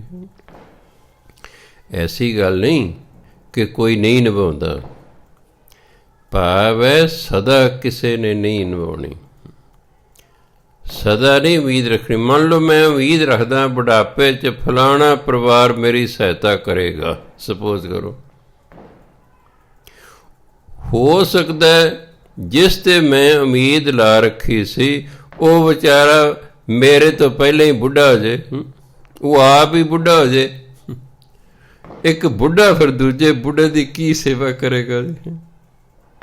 ਉਮੀਦ ਲਾਈ ਸੀ ਵੀ ਫਲਾਣਾ ਬੰਦਾ ਮੇਰੀ ਬੁਢਾਪੇ ਸੇਵਾ ਕਰੇਗਾ, ਉਹ ਆਪ ਹੀ ਬੁੱਢਾ ਹੋ ਗਿਆ, ਉਹ ਕਰੇਗਾ। ਜਾਂ ਕਿਸੇ ਕਾਰਨ ਉਹਦੇ ਨਾਲ ਵਿਗੜ ਗਈ ਹੈ, ਉਹ ਫਿਰ ਨਹੀਂ ਸਹਾਇਤਾ ਕਰੇਗਾ। ਹੋ ਸਕਦਾ ਉਹ ਮੇਰੇ ਤੋਂ ਪਹਿਲਾਂ ਹੀ ਉਹਦੀ ਡੈਥ ਹੋ ਜਾਏ। ਇਸ ਲਈ ਧਰਮ ਕਹਿੰਦਾ ਤੁਸੀਂ ਬੰਦਿਆਂ 'ਤੇ ਉਮੀਦ ਨਾ ਰੱਖੋ, ਤੁਸੀਂ ਰੱਖੋ ਪਰਮਾਤਮਾ 'ਤੇ ਉਮੀਦ ਵੀ ਪਰਮਾਤਮਾ ਆਪੇ ਬਿਧ ਬਣਾਵੇਗਾ। ਮੈਂ ਪਰਮਾਤਮਾ ਦੀ ਭਜਨ ਬੰਦਗੀ ਕਰਦਾ, ਇਸ ਲਈ ਪਰਮਾਤਮਾ ਆਪੇ ਮੇਰੀ ਸੇਵਾ ਕਿਸੇ ਤੋਂ ਕਰਾ, ਜਿਸ ਨੂੰ ਠੀਕ ਸਮਝੇਗਾ ਉਹਨੂੰ ਅੰਦਰ ਖਾਤੇ ਕਹਿ ਦੇਗਾ, ਜਾ ਬਈ ਬਾਬਾ ਜੀ ਦੀ ਸੇਵਾ ਕਰ। ਉਹਦਾ ਕੀ ਹੈ? ਹੁਣ ਤਾਂ ਘੁੰਡੇ ਹੀ ਮਰੋੜਨੀ ਬਸ। ਜਿਵੇਂ ਇੱਕ ਵਾਰੀ ਬਹੁਤ ਸਾਲ ਪਹਿਲਾਂ ਟੈਲੀਫੋਨ ਐਕਸਚੇਂਜ 'ਚ ਲੈ ਗਏ, ਮੈਂ ਉੱਥੇ ਮੇਰਾ ਕਲਾਸ ਫੈਲੋ ਲੱਗਾ ਹੋਇਆ ਸੀ। ਮੈਂ ਕਦੇ ਵੇਖੇ ਦਾ ਕਹਿੰਦਾ ਵਿਖਾ ਦਿੰਦੇ। ਉਹ ਕਿੱਲੀਆਂ ਜੀ ਸੀ, ਇੱਧਰੋਂ ਕੱਢਦੇ ਸੀ, ਇਸ ਮੋਰੇ 'ਚ ਪਾਉਂਦੇ ਸੀ, ਕੱਢਦੇ ਇਸ 'ਚ ਪਾਉਂਦੇ ਸੀ, ਐਂ ਲੱਗੇ ਰਹਿੰਦੇ ਸੀ। ਇਹਨਾਂ ਦਾ ਟੈਲੀਫੋਨ ਹੈਗਾ, ਇਹਨੂੰ ਬੁਲਾਉਣਾ, ਇਹਦਾ ਆ ਗਿਆ ਇਹਨੂੰ ਬੁਲਾਉਣਾ। ਮੈਂ ਵਾਹ, ਮੈਂ ਰੱਬ ਵੀ ਐਂ ਹੀ ਕਰਦਾ, ਇਹਦੀ ਇੱਧਰੋਂ ਕੁੰਡੀ ਜਿਹੀ ਮਰੋੜੀ, ਇੱਧਰਲੇ ਪਾਸੇ ਪਾ ਦੇ, ਚੱਲ ਵੀ ਸਜਣਾ ਕਰ ਸੇਵਾ। ਸੇਵਾ ਕਰਦਾ, ਕਿੱਲੇ ਜੀ ਕੱਢੀ, ਚੱਲ ਹੁਣ ਹਾਂ ਇਹਦਾ ਕੁਟਾਪਾ ਕਰ, ਜਿਹਦੀ ਸੇਵਾ ਕਰਦਾ ਹੁਣ ਇਹਨੂੰ ਘੋਟੇ ਨੂੰ। ਮੈਂ ਦੇਖਿਆ ਵੀ ਐਂ ਹੀ ਚੱਲਦਾ ਬਸ। ਮੈਂ ਦੇਖਿਆ ਕਿਹੜੀ ਦੇਰ ਇੱਧਰ ਕੱਢੇ ਤੇ ਇੰਨੀ ਲੰਮੀਆਂ ਕਿੱਲੀਆਂ ਹੀ ਸਨ ਬਸ, ਕਦੇ ਇਸ ਮੋਰੀ ਪਾਸੇ ਕਦੇ ਇਸ ਮੋਰੀ ਪਾ। ਫਿਰ ਉਹ ਕਹਿੰਦੇ ਵੀ ਹੁਣ ਇਹਨਾਂ ਦਾ ਆ ਰਿਹਾ ਸੀ, ਇਹਨਾਂ ਦਾ ਟੈਲੀਫੋਨ ਸੀ, ਇਹਨਾਂ ਦਾ ਆ ਰਿਹਾ ਸੀ, ਐਂ ਕਰੀ ਜਾਵੇ। ਸੋ ਇਸ ਲਈ ਪਰਮਾਤਮਾ 'ਤੇ ਵਿਸ਼ਵਾਸ ਰੱਖਣਾ, ਉਹਦੀ ਭਜਨ ਬੰਦਗੀ ਕਰਨੀ, ਉਸੇ 'ਤੇ ਹੀ ਵਿਸ਼ਵਾਸ ਰੱਖਣਾ। ਉਸ ਨੇ ਜਿਸ ਤੋਂ ਤੁਹਾਡੀ ਸੇਵਾ ਕਰਾਉਣੀ ਆਪੇ ਕਰਾ ਦੇਗਾ। ਸਿੱਧੀ ਮਤ ਉਮੀਦ ਰੱਖੋ ਵੀ ਫਲਾਣਾ ਮੇਰੀ ਕਰੇਗਾ ਸੇਵਾ ਜੀ। ਹੋ ਸਕਦਾ ਉਹਦੀ ਕੋਈ ਆਪਣੀ ਮਜਬੂਰੀ ਹੋ ਜਾਏ, ਉਹਦੀ ਬਦਲੀ ਹੋਈ ਇਸ ਸ਼ਹਿਰ 'ਚ ਹੋ ਜਾਏ, ਕੋਈ ਆਪਣੀ ਮਜਬੂਰੀ ਵੀ ਤਾਂ ਬੰਦੇ ਦੀ ਹੋ ਸਕਦੀ, ਉਹ ਸੇਵਾ ਹੀ ਨਾ ਕਰ ਸਕੇ, ਉਮੀਦ ਲਾ ਰੱਖੀ, ਫਿਰ ਅਫਸੋਸ ਹੋਏਗਾ। ਫਿਰ ਅਫਸੋਸ ਹੋਏਗਾ ਮੈਨੂੰ ਉਮੀਦ ਸੀ ਇਹ ਸੇਵਾ ਕਰੇਗਾ, ਪਰ ਇਹਨਾਂ ਨੇ ਕੀਤੀ ਨਹੀਂ ਹੈਗੀ। ਤੇ ਜੇ ਪਰਮਾਤਮਾ ਤੇ ਡੋਰੀ ਛੱਡੀ ਹੋਈ ਹੈ ਤਾਂ ਪਰਮਾਤਮਾ ਆਪੇ ਬਿੱਧ ਬਣਾਵੇਗਾ। ਇਹ ਉਹਦਾ ਕੰਮ ਹੈ, ਇਹ ਉਹਦਾ ਕੰਮ ਹੈ ਵੀ ਇਹ ਮੇਰੀ ਭਜਨ ਬੰਦਗੀ ਕਰਦਾ, ਇਹਦੀ ਸਹਾਇਤਾ ਕਰਨੀ ਹੈ। ਹਰ ਥਾਂ ਤੇ ਪਰਮਾਤਮਾ ਸਹਾਇਤਾ ਕਰਦਾ ਭਜਨ ਬੰਦਗੀ ਕਰੇ। ਕਿਸੇ ਦਫ਼ਤਰ 'ਚ ਬੈਠੇ ਉੱਥੇ ਵੀ ਸਹਾਇਤਾ ਕਰੇਗਾ, ਸਹਾਇਤਾ ਕਰੇਗਾ। ਉੱਥੇ ਕੋਈ ਨਾ ਕੋਈ ਤੁਹਾਨੂੰ ਜਾਣੂ ਮਿਲ ਜਾਏਗਾ, ਤੁਹਾਡਾ ਕੰਮ ਹੋ ਜਾਏਗਾ। ਸੋ ਇਸ ਲਈ ਕਹਿੰਦੇ ਉਂਝ ਮੈਂ ਦੇਖਿਆ ਕੋਈ ਕਿਸੇ ਦਾ ਨਹੀਂ, ਕਿਉਂਕਿ ਦੁਨੀਆ ਸਵਾਰਥ ਨਾਲ ਜੁੜੀ ਹੋਈ ਹੈ। ਜਿੰਨਾ ਚਿਰ ਸਵਾਰਥ ਸਾਂਝਾ ਹੈ ਠੀਕ ਹੈ, ਜਦੋਂ ਸਵਾਰਥ ਪੂਰਾ ਨਹੀਂ ਹੋ ਰਿਹਾ ਛੱਡ ਛੜਾ ਹੋ ਜਾਂਦੀ ਹੈ। ਅੱਗੇ ਕਹਿੰਦੇ ਮਾਰਗ ਮੋਤੀ ਬੀਥਰੇ ਅੰਧਾ ਨਿਕਸ ਆਏ, ਜੋਤ ਬਿਨਾ ਜਗਦੀਸ਼ ਕੀ ਜਗਤ ਉਲੰਘੇ ਜਾਏ। ਮਾਰਗ ਮੋਤੀ ਬੀਥਰੇ, ਬੀਥੇ ਦੇ ਖਿੰਡੇ ਹੋਏ, ਖਿਲਰੇ ਪਏ। ਰਾਹ 'ਚ ਨਾ ਮੋਤੀ ਖਿੰਡੇ ਹੋਏ ਸਨ। ਅੰਧਾ ਨਿਕਸ ਆਏ, ਉੱਥੇ ਅੰਨਾ ਬੰਦਾ ਆ ਗਿਆ, ਅੰਨਾ ਆ ਗਿਆ। ਹੁਣ ਉਹਨੂੰ ਕੀ ਪਤਾ ਹੈ ਮੋਤੀ ਨੇ ਉਹਦੇ ਪੈਰਾਂ ਨੂੰ ਚੁੱਭ ਰਹੇ ਨੇ, ਵਾਲਾ ਕੋਈ ਤਾਂ ਬੜੇ ਰੋੜ ਨੇ, ਇਹ ਤਾਂ ਬੜੇ ਰੋੜ ਨੇ। ਉਹ ਤਾਂ ਮੋਤੀ ਨੂੰ ਰੋੜ ਹੀ ਸਮਝੋ ਕਿ ਗੰਨਾ ਹੈ। ਇੱਕ ਵਾਰੀ ਸ਼ਿਵਜੀ ਪਾਰਵਤੀ ਆਕਾਸ਼ 'ਚ ਜਾ ਰਹੇ, ਇੱਕ ਬਹੁਤ ਗਰੀਬੜਾ ਜਿਹਾ ਬੰਦਾ ਤੁਰਿਆ ਜਾ ਰਿਹਾ ਰਾਹ ਹੈ। ਰਾਹ ਬੀਬੀ ਆਮ ਤੌਰ 'ਤੇ ਦਿਆਲੂ ਹੁੰਦੀਆਂ ਨੇ। ਕਹਿੰਦੇ ਸਵਾਮੀ ਜੀ, ਪਾਰਵਤੀ ਕਹਿੰਦੇ ਸਵਾਮੀ ਜੀ ਦੇਖੋ ਕਿੰਨਾ ਵਿਚਾਰਾ ਗਰੀਬ ਹੈ, ਇਹਨੂੰ ਅਮੀਰ ਹੀ ਕਰ ਦਿਓ ਤੁਸੀਂ, ਤੁਹਾਨੂੰ ਕੀ ਦੇਰ ਲੱਗਣੀ ਹੈ। ਕਹਿੰਦੇ ਪਾਰਵਤੀ ਇਹਦੇ ਭਾਗਾਂ 'ਚ ਗਰੀਬੀ ਲਿਖੀ ਹੋਈ ਹੈ, ਮੈਂ ਕੀ ਕਰਾਂ। ਕਹਿੰਦੇ ਨੇ ਤੁਸੀਂ ਕੀ ਨਹੀਂ ਕਰ ਸਕਦੇ। ਕਹਿੰਦੇ ਲੈ ਫਿਰ ਮੈਂ ਤੈਨੂੰ ਵਿਖਾਉਣਾ। ਉਹ ਜਿੱਥੇ ਜਾ ਰਿਹਾ ਸੀ ਉਹਦਾ ਅੱਧਾ ਮੀਲ ਅੱਗੇ ਜਾ ਕੇ ਸ਼ਿਵਜੀ ਮਹਾਰਾਜ ਹੀਰੇ ਮੋਤੀ ਜਵਾਹਰਾਤ ਉੱਤੇ ਰਾਹ 'ਚ ਖੰਡਿਆ। ਤੇ ਕਹਿੰਦਾ ਹੁਣ ਦੇਖੀ ਤੂੰ, ਇਹਦੇ ਭਾਗਾਂ 'ਚ ਲਿਖੀ ਗਰੀਬੀ, ਇਹਨੇ ਉਹ ਹੀਰੇ ਮੋਤੀ ਚੱਕਣੇ ਨਹੀਂ ਹੈਗੇ। ਦੇਖ ਰਹੀ ਹੈ ਪਾਰਵਤੀ ਦੂਰ। ਜਦੋਂ ਉੱਥੇ ਨੇੜੇ ਪਹੁੰਚਿਆ ਉਹ ਮਨ 'ਚ ਸੋਚਦਾ ਵੀ ਰਾਹ ਹੈਗਾ ਸੌੜਾ, ਅੱਗੇ ਪੁਲ ਹੈ, ਮੈਂ ਅੱਖਾਂ ਬੰਦ ਕਰਕੇ ਦੇਖਦਾ ਵੀ ਮੈਂ ਇਸ ਸੌੜੇ ਰਾਹ ਤੋਂ ਲੰਘ ਸਕਦਾ। ਉਹਨੇ ਅੱਖਾਂ ਬੰਦ ਕਰ ਲਈਆਂ, ਤੁਰਿਆ ਜਾ ਰਿਹਾ। ਕਹਿੰਦਾ ਇੱਥੇ ਰੋੜੇ ਬਹੁਤ ਨੇ, ਛੋਟੇ ਛੋਟੇ ਰੋੜੇ ਪੈਰ 'ਚ। ਇੱਕ ਅੱਖਾਂ ਬੰਦ ਕੀਤੀ, ਸਾਰੇ ਮੋਤੀਆਂ ਦੇ ਉੱਤੋਂ ਦੀ ਲੰਘ ਗਿਆ ਅਤੇ ਫਿਰ ਅੱਖਾਂ ਖੋਲ੍ਹ ਲਈਆਂ। ਕਹਿੰਦਾ ਹਾਂ ਮੈਂ ਸੌੜੇ ਰਾਹ 'ਤੇ ਬਿਨਾਂ ਡਿੱਗੇ ਹੋਏ ਆ ਗਿਆ ਅੱਗੇ। ਕਹਿੰਦੇ ਨੇ ਪਾਰਵਤੀ ਵਿਸ਼ਾਲ ਹੈ ਮੋਤੀ, ਵਿਸ਼ਾਲ ਹੈ ਮੋਤੀ। ਤੂੰ ਕਹਿੰਦੇ ਗਰੀਬੀ ਦੇ, ਇਹਦੇ ਭਾਗਾਂ 'ਚ ਹੀ ਗਰੀਬੀ ਲਿਖੀ ਹੋਈ ਹੈ। ਜਿੰਨਾ ਚਿਰ ਇਹ ਆਪਣੀ ਗਰੀਬੀ ਦੂਰ ਕਰਨ ਲਈ ਤਿਆਰ ਨਹੀਂ, ਦੂਜਾ ਕੌਣ ਕਰੇਗਾ। ਬਾਈਬਲ 'ਚ ਸਾਫ਼ ਲਿਖਿਆ God helps those who help themselves। ਪਰਮਾਤਮਾ ਉਹਨਾਂ ਦੀ ਮਦਦ ਕਰਦਾ ਜਿਹੜੇ ਆਪ ਯਤਨ ਕਰਦੇ ਨੇ। ਮੈਂ ਯਤਨ ਹੀ ਕੋਈ ਨਹੀਂ ਕਰ ਰਿਹਾ ਹੂੰ। ਦੇਖੋ ਹੁਣ ਜੋ ਖੁੱਲ੍ਹੀਆਂ ਅੱਖਾਂ ਰੱਖਦਾ ਹੈ ਵੀ ਅੱਗੇ ਰਾਹ ਸੌੜਾ ਹੈ, ਮੈਂ ਇੱਧਰ ਉੱਧਰ ਨੂੰ ਡਿੱਗ ਨਾ ਪਵਾਂ, ਸਗੋਂ ਸਾਵਧਾਨ ਹੋ ਕੇ ਚੱਲਦਾ, ਉਹਨੂੰ ਮੋਤੀ ਮੋਤੀ ਦਿਸ ਜਾਣਾ, ਚੱਕ ਲੈਣਾ ਸੁਣ ਤਾਂ। ਪਰ ਉਹਦੀ ਬਦਕਿਸਮਤੀ ਸੀ। ਤਾਂ ਇਸ ਤਰੀਕੇ ਕਹਿੰਦੇ ਰਾਹ 'ਚ ਮੋਤੀ ਖਿੰਡੇ ਹੋਏ ਨੇ। ਮਾਰਗ ਮੋਤੀ ਬੀਥਰੇ, ਰਾਹ 'ਚ ਮੋਤੀ ਖਿੰਡੇ ਹੋਏ ਨੇ। ਅੰਧਾ ਨਿਕਸ ਆਏ, ਉੱਥੇ ਇੱਕ ਅੰਨਾ ਬੰਦਾ ਆ ਗਿਆ ਹੈ। ਜੋਤ ਬਿਨਾ ਜਗਦੀਸ਼ ਕੀ, ਹੁਣ ਪਰਮਾਤਮਾ ਨੇ ਉਹਨੂੰ ਸੋਝੀ ਹੋਈ ਨਹੀਂ ਦਿੱਤੀ। ਜਗਤ ਉਲੰਘੇ ਜਾਏ, ਇਹ ਸੰਸਾਰ ਉਹਨਾਂ ਹੀਰੇ ਮੋਤੀਆਂ ਉੱਤੋਂ ਦੀ ਲੰਘੀ ਜਾਂਦਾ, ਉਹਨੂੰ ਚੱਕਦਾ ਨਹੀਂ ਹੈ, ਨਹੀਂ ਚੱਕਦਾ। ਗੁਰੂ ਬਾਰੇ ਕਿੰਨੋਂ ਕਹਿੰਦੇ ਨੇ ਭਾਈ ਜਿਹੜੀ ਬਾਣੀ ਇਹਨਾਂ ਦੇ ਇੱਕ ਇੱਕ ਸ਼ਬਦ ਹੀਰੇ ਲਾਲਾਂ ਵਰਗਾ ਕੀਮਤੀ ਹੈ। ਕੋਈ ਚੱਕਦਾ, ਕੋਈ ਪੜ੍ਹਦਾ, ਕੋਈ ਵੀ ਨਾ। ਗੁਰੂ ਬਾਰੇ ਕਾ ਦਿਨ ਰਾਤ ਭਾਈ ਨਾਮ ਜਪੋ, ਨਾਮ ਜਪੋ। ਕੌਣ ਜਪਦਾ? ਕੋਈ ਨਹੀਂ ਜਪਦਾ। ਇਹ ਸੰਸਾਰ ਅੰਨਾ ਹੈ, ਇਹ ਹੀਰੇ ਮੋਤੀਆਂ ਦੇ ਉੱਤੋਂ ਦੀ ਲੰਘ ਰਿਹਾ, ਇਹਨੂੰ ਪਤਾ ਹੀ ਨਹੀਂ ਇਹ ਹੀਰੇ ਨੇ ਮੋਤੀ ਨੇ। ਮਨੁੱਖ ਨੂੰ ਗਿਆਨ ਹੀ ਨਹੀਂ ਹੈ ਕਿ ਬਾਣੀ ਅਤੇ ਪਰਮਾਤਮਾ ਨਾਮ ਤਾਂ ਬੜੇ ਵੱਡੇ ਵੱਡੇ ਹੀਰੇ ਮੋਤੀ ਨੇ। ਇਹਨੂੰ ਗਿਆਨ ਨਹੀਂ ਹੈ। ਜੇ ਕੋਈ ਗਿਆਨ ਦਿੰਦਾ, ਇਸ ਮਨੁੱਖ ਨੂੰ ਵਿਸ਼ਵਾਸ ਨਹੀਂ ਆਉਂਦਾ ਹੈ, ਇਹਨੂੰ ਵਿਸ਼ਵਾਸ ਨਹੀਂ ਆਉਂਦਾ ਹੈ। ਇਸ ਲਈ ਇਹ ਗਰੀਬ ਦਾ ਗਰੀਬ ਹੀ ਰਹਿੰਦਾ, ਅਗਿਆਨੀ ਦਾ ਅਗਿਆਨੀ ਹੀ ਰਹਿ ਜਾਂਦਾ। ਬਾਣੀ ਦੇ ਵਿੱਚ ਪੜ੍ਹ ਕੇ ਜਿਹੜੇ ਗੁਣ ਪੈਦਾ ਹੋਣੇ ਸਨ, ਇਹ ਗੁਣਹੀਣ ਹੀ ਰਹਿ ਜਾਂਦਾ। ਕਿਉਂ? ਨਾ ਬਾਣੀ ਪੜ੍ਹਨੀ, ਨਾ ਕਿਸੇ ਤੋਂ ਸਮਝਣੀ, ਆਪੇ ਗੁਣਹੀਣ ਰਹਿ ਜਾਣਾ ਹੈ। ਜੋਤ ਬਿਨਾ ਜਗਦੀਸ਼ ਕੀ, ਪਰਮਾਤਮਾ ਦੀ ਜੋਤ ਤੋਂ ਬਿਨਾ, ਪਰਮਾਤਮਾ ਦੀ ਸੋਝੀ ਤੋਂ ਬਿਨਾ ਜਗਤ ਉਲੰਘੇ ਜਾਏ। ਸੰਸਾਰ ਇਹਨਾਂ ਦੇ ਉੱਤੋਂ ਦੀ ਟੱਪੀ ਜਾਂਦਾ, ਹੀਰੇ ਮੋਤੀ ਚੱਕਦਾ ਨਹੀਂ, ਉੱਤੋਂ ਦੀ ਲੰਘੀ ਜਾਂਦੀ। ਕੋਲ ਹੀਰੇ ਮੋਤੀ ਹੋਣ ਤਾਂ ਹੀ ਕਹਿੰਦੇ ਨੇ, ਜੋ ਬ੍ਰਹਮੰਡ ਹੈ ਸੋਈ ਪਿੰਡ ਹੈ। ਜੋ ਸੰਸਾਰ ਵਿੱਚ ਸਾਰਾ ਕੁਝ ਤੁਹਾਡੇ ਅੰਦਰ ਹੈ, ਜੋ ਬ੍ਰਹਮੰਡ ਹੈ, ਜੋ ਬ੍ਰਹਮੰਡ ਵਿੱਚ ਹੈ, ਸੋਈ ਪਿੰਡ ਹੈ। ਉਹੀ ਸਾਡੇ ਸਰੀਰ 'ਚ ਹੈ, ਉਹੀ ਸਾਡੇ ਸਰੀਰ 'ਚ ਹੈ। ਸਿਰਫ ਜਿਹੜਾ ਹੈ ਹੁਣ ਉਹਦੇ ਵਿੱਚੋਂ ਤੁਸੀਂ ਪ੍ਰਗਟ ਕਰਨਾ। ਸਾਡੇ ਅੰਦਰ ਸਭ ਕੁਛ ਹੈ, ਇਹ ਨਹੀਂ ਕੋਈ ਚੀਜ਼ ਹੈ ਨਹੀਂ ਕੋਈ। ਕਿਉਂ? ਅਸੀਂ 83,99,999 ਜੂਨੀਆਂ ਬਤੀਤ ਕਰਕੇ ਫਿਰ ਮਨੁੱਖ ਬਣਿਆ। ਸਾਰੀਆਂ ਜੂਨੀਆਂ ਦੇ ਗੁਣ ਔਗਣ ਸਾਡੇ ਅੰਦਰ ਹਨ। ਸਾਡੇ ਅੰਦਰ ਗਿੱਦੜ ਵੀ ਹੈ, ਸਾਡੇ ਅੰਦਰ ਸ਼ੇਰ ਵੀ ਹੈ, ਦੋਨੋਂ ਚੀਜ਼ਾਂ ਸਾਡੇ ਅੰਦਰ ਨੇ। ਤੁਸੀਂ ਆਪਣੇ ਅੰਦਰ ਗਿੱਦੜ ਪੈਦਾ ਕਰਨਾ ਹੈ ਕਿ ਸ਼ੇਰ ਪੈਦਾ ਕਰਨਾ, ਪ੍ਰਗਟ ਹੀ ਕਰਨਾ ਬਸ। ਇਹ ਤੁਹਾਨੂੰ ਫੈਸਲਾ ਕਰਨਾ ਪੈਣਾ ਵੀ ਤੁਸੀਂ ਆਪਣੇ ਅੰਦਰ ਉਹ ਗਿੱਦੜ ਪ੍ਰਗਟ ਕਰਨਾ ਕਿ ਸ਼ੇਰ ਪ੍ਰਗਟ ਕਰਨਾ। ਜੇ ਤੇ ਗਿੱਦੜ ਪ੍ਰਗਟ ਕਰਨਾ, ਡਰਪੋਕਾਂ ਦੀ ਸੰਗਤ ਕਰੋ, ਤੁਹਾਡੇ ਅੰਦਰ ਗਿੱਦੜ ਪ੍ਰਗਟ ਹੋ ਜਾਏਗਾ, ਤੁਸੀਂ ਡਰਪੋਕ ਹੋ ਜਾਓਗੇ। ਜੇ ਤੁਸੀਂ ਆਪਣੇ ਅੰਦਰ ਸ਼ੇਰ ਪੈਦਾ ਕਰਨਾ, ਬਹਾਦਰਾਂ ਦੀ ਸੰਗਤ ਕਰੋ, ਤੁਸੀਂ ਸ਼ੇਰ ਹੋ ਜਾਓਗੇ।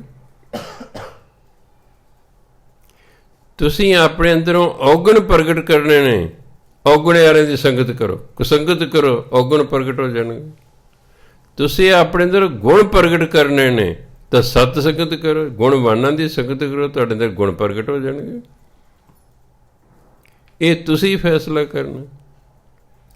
ਤੁਹਾਡੇ ਅੰਦਰ ਡਾਕਟਰ ਵੀ ਹੈ, ਤੁਹਾਡੇ ਅੰਦਰ ਇੰਜੀਨੀਅਰ ਵੀ ਹੈ, ਤੁਹਾਡੇ ਅੰਦਰ ਟੀਚਰ ਵੀ ਹੈ, ਤੁਹਾਡੇ ਅੰਦਰ ਲੀਡਰ ਵੀ ਹੈ, ਤੁਹਾਡੇ ਅੰਦਰ ਸਭ ਕੁਛ ਹੈ।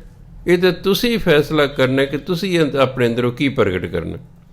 ਡਾਕਟਰ ਪ੍ਰਗਟ ਕਰਨਾ, ਜਾਓ ਮੈਡੀਕਲ ਕਾਲਜ ਦੇ ਵਿੱਚ ਲਓ, ਉੱਥੇ ਦਾਖਲਾ। ਡਾਕਟਰ ਪ੍ਰਗਟ ਕਰਨਾ ਤਾਂ ਇੰਜੀਨੀਅਰਿੰਗ ਕਾਲਜ ਪੜ੍ਹ ਕੇ ਡਾਕਟਰ ਪ੍ਰਗਟ ਨਹੀਂ ਹੋਏਗਾ। ਇੰਜੀਨੀਅਰਿੰਗ ਕਾਲਜ ਪੜ੍ਹੋਗੇ ਤਾਂ ਤੁਹਾਡੇ ਅੰਦਰ ਇੰਜੀਨੀਅਰ ਪ੍ਰਗਟ ਹੋਏਗਾ, ਡਾਕਟਰ ਨਹੀਂ ਹੋਏਗਾ। ਡਾਕਟਰ ਪ੍ਰਗਟ ਕਰਨਾ ਫਿਰ ਮੈਡੀਕਲ ਕਾਲਜ ਜਾਣਾ ਪਏਗਾ, ਤੁਹਾਡੇ ਅੰਦਰ ਡਾਕਟਰ ਪ੍ਰਗਟ ਹੋ ਜਾਏਗਾ। ਜੇ ਆਪਣੇ ਦਾ ਟੀਚਰ ਪ੍ਰਗਟ ਕਰਨਾ ਤਾਂ ਫਿਰ ਜਿੱਥੇ ਟੀਚਰ ਟ੍ਰੇਨਿੰਗ ਦਿੰਦੇ ਨੇ ਉੱਥੇ ਜਾਓ, ਤੁਹਾਡੇ ਅੰਦਰ ਟੀਚਰ ਪ੍ਰਗਟ ਹੋ ਜਾਏਗਾ। ਆਪਣੇ ਦਾ ਰੱਬ ਪ੍ਰਗਟ ਕਰਨਾ, ਨਾਮ ਜਪੀ ਜਾਓ। ਜਿਨ੍ਹਾਂ ਨੇ ਰੱਬ ਪ੍ਰਗਟ ਕਰ ਲਿਆ ਉਹਨਾਂ ਦੀ ਸੰਗਤ ਕਰੋ ਅਤੇ ਨਾਮ ਜਪੀ ਜਾਓ, ਆਪਣੇ ਦਾ ਰੱਬ ਪ੍ਰਗਟ ਕਰ ਲਓ। ਸਾਡੇ ਤਾਂ ਸਭ ਕੁਛ ਹੈ, ਸਿਰਫ ਫੈਸਲਾ ਇਹ ਕਰਨਾ ਹੈ ਕਿ ਅਸੀਂ ਕੀ ਬਣਨਾ, ਆਪਣੇ ਅੰਦਰੋਂ ਕੀ ਪ੍ਰਗਟ ਕਰਨਾ ਹੈ। ਜੋ ਕੁਛ ਤੁਸੀਂ ਆਪਣੇ ਅੰਦਰੋਂ ਪ੍ਰਗਟ ਕਰਨਾ, ਉਹ ਜਿਹੇ ਦੀ ਤੁਹਾਨੂੰ ਸੰਗਤ ਕਰਨੀ ਪਵੇਗੀ। ਫਿਰ ਤੁਸੀਂ ਆਪਣੇ ਅੰਦਰ ਉਹੀ ਚੀਜ਼ ਪ੍ਰਗਟ ਕਰ ਲਓਗੇ। ਇਹ ਮਨੁੱਖ ਆਪਣੇ ਅੰਦਰ ਸ਼ਰਾਬ ਪ੍ਰਗਟ ਕਰਨਾ ਚਾਹੁੰਦਾ, ਅਵਾਰਾ ਗਰਦੀ, ਇਹੋ ਜਿਹੀ ਚੀਜ਼ਾਂ ਪ੍ਰਗਟ ਕਰਨਾ ਚਾਹੁੰਦਾ, ਉਹ ਕੁਛ ਹੋ ਰਹੀਆਂ ਨੇ। ਸਮਾਜ ਭਰ ਗਿਆ ਇਹਨਾਂ ਚੀਜ਼ਾਂ ਨਾਲ। ਗੁਣ ਤੇ ਆਪਣੇ ਅੰਦਰ ਪ੍ਰਗਟ ਹੀ ਕੋਈ ਨਹੀਂ ਕਰਨਾ ਚਾਹੁੰਦਾ, ਗੁਣ ਨਹੀਂ ਪ੍ਰਗਟ ਕਰਨਾ ਚਾਹੁੰਦਾ। ਗੁਣਵਾਨਾਂ ਦੀ ਸੰਗਤ ਕਰਕੇ ਇਹ ਰਾਜੀ ਨਹੀਂ। ਇਹ ਤਾਂ ਲੁੱਚਿਆਂ ਲਫੰਗਿਆਂ ਦੀ, ਚੋਰਾਂ ਦੀਆਂ, ਸ਼ਰਾਬੀਆਂ, ਕਬਾਬੀਆਂ, ਨਸ਼ਈਆਂ ਦੀ, ਇਹਨਾਂ ਦੀ ਸੰਗਤ ਕਰਦਾ ਹੈ। ਜਿਵੇਂ ਗਰੀਬ ਹੈ, ਗਰੀਬ ਨੂੰ ਸੋਝੀ ਨਹੀਂ, ਉਸ ਨੂੰ ਸੋਝੀ ਹੀ ਨਹੀਂ ਕਿ ਤੇਰੀ ਗਰੀਬੀ ਦੂਰ ਕਿਵੇਂ ਹੋਵੇਗੀ, ਸੋਝੀ ਨਹੀਂ। ਜੇ ਉਹਨੂੰ ਕੋਈ ਸੋਝੀ ਦਿੰਦਾ ਹੈ ਕਿ ਤੂੰ ਨਸ਼ੇ ਛੱਡ ਦੇ, ਤੇਰੀ ਗਰੀਬੀ ਦੂਰ ਹੋ ਜਾਏਗੀ, ਨਹੀਂ ਛੱਡਦਾ, ਨਹੀਂ ਛੱਡਦਾ। ਕਿਉਂ? ਉਹ ਆਪਣੇ ਅੰਦਰੋਂ ਅਮੀਰੀ ਪ੍ਰਗਟ ਕਰਨ ਨੂੰ ਤਿਆਰ ਹੀ ਨਹੀਂ। ਤੁਸੀਂ ਕਿਵੇਂ ਕਰ ਸਕਦੇ ਹੋ? ਤੁਸੀਂ ਤਾਂ ਉਸ ਨੂੰ ਗਾਈਡ ਕਰ ਸਕਦੇ ਹੋ। ਕੋਈ ਮੇਰੇ ਅੰਦਰ ਦੂਜਾ ਬੰਦਾ ਰੱਬ ਨਹੀਂ ਪ੍ਰਗਟ ਕਰ ਸਕਦਾ, ਉਹ ਤਾਂ ਮੈਨੂੰ ਗਾਈਡ ਕਰ ਸਕਦਾ। ਵੀ ਜੈਵਨ ਸਿੰਘ, ਜੇ ਤੂੰ ਆਪਣੇ ਅੰਦਰ ਰੱਬ ਪ੍ਰਗਟ ਕਰਨਾ ਤਾਂ ਦੋ ਕੰਮ ਕਰ। ਮੈਂ ਕਿਹਾ ਬੋਲੋ ਜੀ। ਇੱਕ ਤਾਂ ਕੋਈ ਮਾੜਾ ਕੰਮ ਨਹੀਂ ਕਰਨਾ, ਨਾ ਮਾੜਾ ਸੋਚਣਾ, ਨਾ ਮਾੜਾ ਕੰਮ ਕਰਨਾ, ਤੇ ਦਿਨ ਰਾਤ ਨਾਮ ਜਪਣਾ, ਤੇਰੇ ਦਾ ਰੱਬ ਪ੍ਰਗਟ ਹੋ ਜਾਏਗਾ। ਹੁਣ ਜੇ ਮੈਂ ਕਰੇ ਹੀ ਨਾ ਤੇ ਉਹ ਤੂੰ ਥੋੜ੍ਹਾ ਹੀ ਮੇਰੇ ਅੰਦਰ ਰੱਬ ਪ੍ਰਗਟ ਕਰ ਦੇਗਾ, ਉਹ ਤਾਂ ਮੈਨੂੰ ਦੱਸੇਗਾ ਵੀ ਆਹ ਹੈ। ਸਿਆਣੇ ਬੰਦੇ ਗਾਈਡ ਕਰਦੇ ਨੇ, ਮਿਹਨਤ ਤੇ ਆਪ ਕਰਨੀ ਪੈਂਦੀ ਹੈ, ਮਿਹਨਤ ਤੇ ਆਪ ਕਰਨੀ ਪੈਂਦੀ ਹੈ। ਹੁਣ ਮੰਨ ਲਓ ਮੈਂ ਕਿ ਭਾਈ ਸ਼ਰਾਬ ਨਾ ਪੀਓ, ਤੁਸੀਂ ਪਹਿਲਾਂ ਹੀ ਗਰੀਬ ਹੋ, ਤੁਸੀਂ ਸ਼ਰਾਬ ਪੀਂਦੇ ਹੋ, ਤੁਹਾਡੀ ਗਰੀਬੀ ਕਦੇ ਦੂਰ ਹੋਣੀ ਹੀ ਨਹੀਂ ਹੈ, ਪਰ ਨਹੀਂ ਹਟਦੇ, ਨਹੀਂ ਹਟਦੇ। ਉਹ ਫਿਰ ਆਪਾਂ ਕੀ ਕਰ ਸਕਦੇ ਹਾਂ? ਜੇ ਮੰਨੇਗਾ ਉਹ ਤਾਂ ਹੀ ਜਾ ਕੇ ਗੱਲ ਬਣੇਗੀ ਨਾ। ਅਗਰ ਅਸੀਂ ਚਾਹੁੰਦੇ ਹਾਂ ਸਾਡਾ ਜੀਵਨ ਸਵਰਗ ਹੋ ਜਾਏ ਤਾਂ ਸਾਨੂੰ ਗੁਰਬਾਣੀ ਦੀ ਗੱਲ ਮੰਨਣੀ ਪਵੇਗੀ। ਨਿਰੇ ਦੇ ਪੜ੍ਹਨ ਨਾਲ, ਸੁਣਨ ਨਾਲ, ਗਾਉਣ ਨਾਲ ਨਹੀਂ ਗੱਲ ਬਣੇਗੀ, ਮੰਨਣ ਨਾਲ ਗੱਲ ਬਣੇਗੀ। ਬਾਣੀ ਮੰਨੀ ਜਾਓ, ਤੁਹਾਡਾ ਜੀਵਨ ਸਵਰਗ ਹੋ ਜਾਏਗਾ, ਇੱਥੇ ਹੀ ਸਵਰਗ ਹੋ ਜਾਏਗਾ, ਅੱਗੇ ਤੇ ਚਿੰਤਾ ਹੀ ਕੋਈ ਨਹੀਂ। ਜਿਹੜਾ ਇੱਥੇ ਸਵਰਗ ਭੋਗ ਰਹੇ ਨੇ ਅੱਗੇ ਵੀ ਸਵਰਗ ਹੀ ਭੋਗਣਾ। ਇੱਥੇ ਦੁਨੀਆ ਨਰਕ ਭੋਗ ਰਹੀ ਹੈ, ਆਪ ਹੀ ਨਰਕ ਤਿਆਰ ਕੀਤਾ। ਸਾਡੇ ਲਈ ਕੋਈ ਨਰਕ ਨਹੀਂ ਤਿਆਰ ਕਰਦਾ, ਨਾ ਸਾਡੇ ਲਈ ਕਿਸੇ ਨੇ ਸਵਰਗ ਤਿਆਰ ਕਰਨਾ। ਯਾਦ ਰੱਖਿਓ, ਤੁਸੀਂ ਆਪਣਾ ਨਰਕ ਸਵਰਗ ਆਪ ਹੀ ਤਿਆਰ ਕਰ ਰਹੇ ਹੋ, ਆਪ ਹੀ ਤਿਆਰ ਕਰ ਰਿਹਾ ਮਨੁੱਖ। ਪੁੱਠੇ ਕੰਮ ਕਰੋਗੇ ਨਰਕ ਤਿਆਰ ਹੋ ਜਾਏਗਾ, ਸਿੱਧੇ ਕਰੋਗੇ ਸਵਰਗ ਤਿਆਰ ਹੋ ਜਾਏਗਾ। ਹੋਰ ਉੱਥੇ ਕੀ ਤੁਹਾਡੇ ਆਪਣੇ ਵੱਸ 'ਚ ਹੈ? ਤੁਸੀਂ ਨਰਕੀ ਜੀਵਨ ਬਤੀਤ ਕਰਨਾ ਕਿ ਸਵਰਗੀ ਜੀਵਨ ਬਤੀਤ ਕਰਨਾ। 1986 'ਚ ਮੈਂ ਘਰ ਪਾਉਣਾ ਸੀ, ਉਹ ਜਿੱਥੇ ਰੋੜੀ ਕੁੱਟਣ ਵਾਲੇ ਨੇ ਉਹਨਾਂ ਦੇ ਏਰੀਏ 'ਚ ਮੈਂ ਚਲਿਆ ਗਿਆ ਜੀ। ਉਹ ਵੜ ਤਾਂ ਮੈਂ ਗਿਆ ਉਹਨਾਂ ਦੀ ਗਲੀ 'ਚ। ਓਹੋ, ਮੈਂ ਕਿਹਾ ਇਹ ਵੀ ਕੋਈ ਜੀਵਨ ਹੈ? ਇਹਦੇ ਉੱਪਰ ਵੀ ਕੋਈ ਨਰਕ ਹੋ ਸਕਦਾ ਵੀ ਜੋ ਜਿਸ ਤਰ੍ਹਾਂ ਤਰੀਕੇ ਨਾਲ ਰਹਿ ਰਹੇ ਨੇ ਲੋਕ, ਜਿਨ੍ਹਾਂ ਥਾਵਾਂ 'ਤੇ ਰਹਿ ਰਹੇ ਨੇ, ਇਹ ਇਦੋਂ ਹੋਰ ਮਾੜਾ ਕੀ ਨਰਕ ਹੋ ਸਕੇਗਾ? ਪਰ ਮੈਂ ਦੇਖਿਆ ਉਹਨਾਂ 'ਚ 95% ਲੋਕ ਸ਼ਰਾਬ ਪੀਂਦੇ ਨੇ, ਨਰਕ 'ਚ ਰਹਿ ਰਹੇ ਨਹੀਂ, ਅੰਦਰ ਹੈ ਹੀ ਨਹੀਂ ਕਿ ਦੁਨੀਆ ਸਵਰਗ 'ਚ ਰਹਿ ਰਹੀ, ਅਸੀਂ ਵੀ ਰਹਿ ਲਈਏ, ਨਰਕ ਹੈ। ਉਹ ਫਿਰ ਮੈਨੂੰ ਸੂਰ ਯਾਦ ਆ ਜਾਂਦਾ।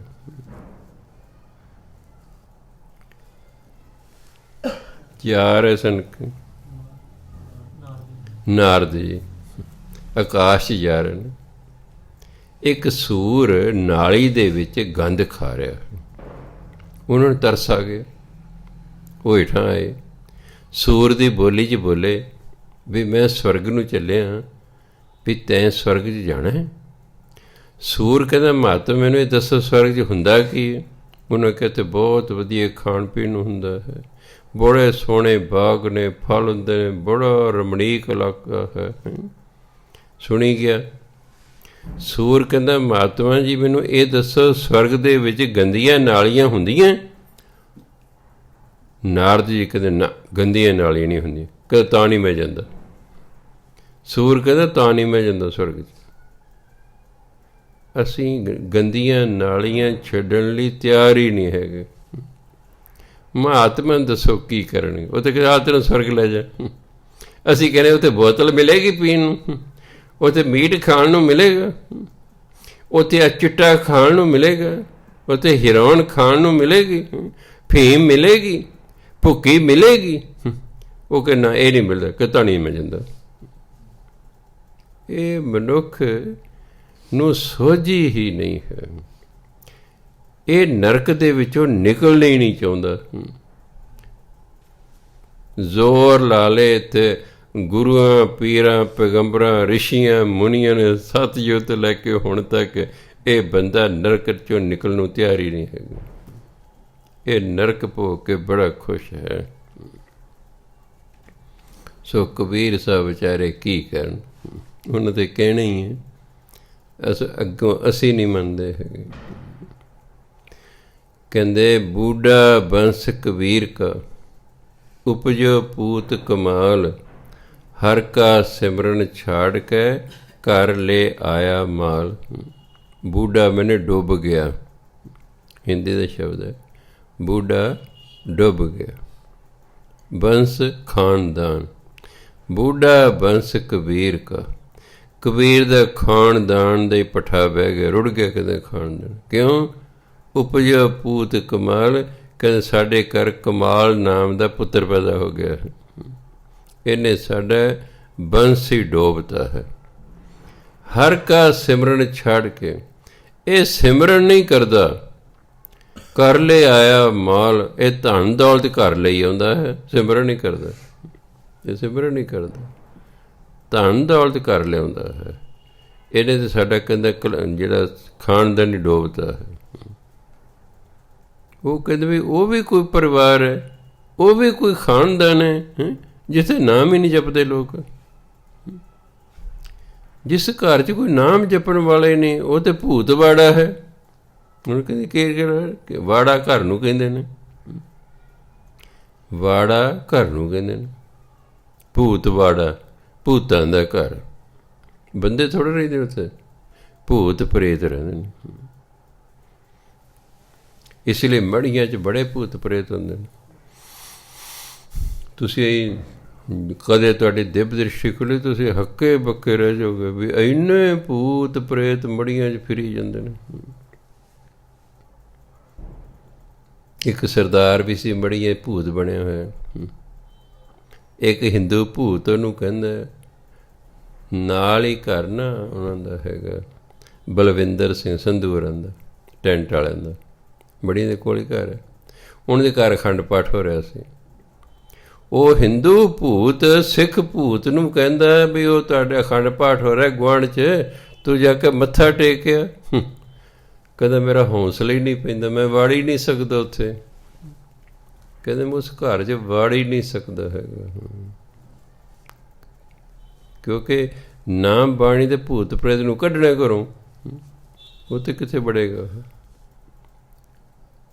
ਸੋ ਇਸ ਲਈ ਭਾਗਾਂ 'ਚ ਹੀ ਨਹੀਂ ਹੈਗਾ, ਉੱਥੇ ਮੜੀਆਂ 'ਚ ਫਿਰੀ ਜਾਂਦੇ ਨੇ।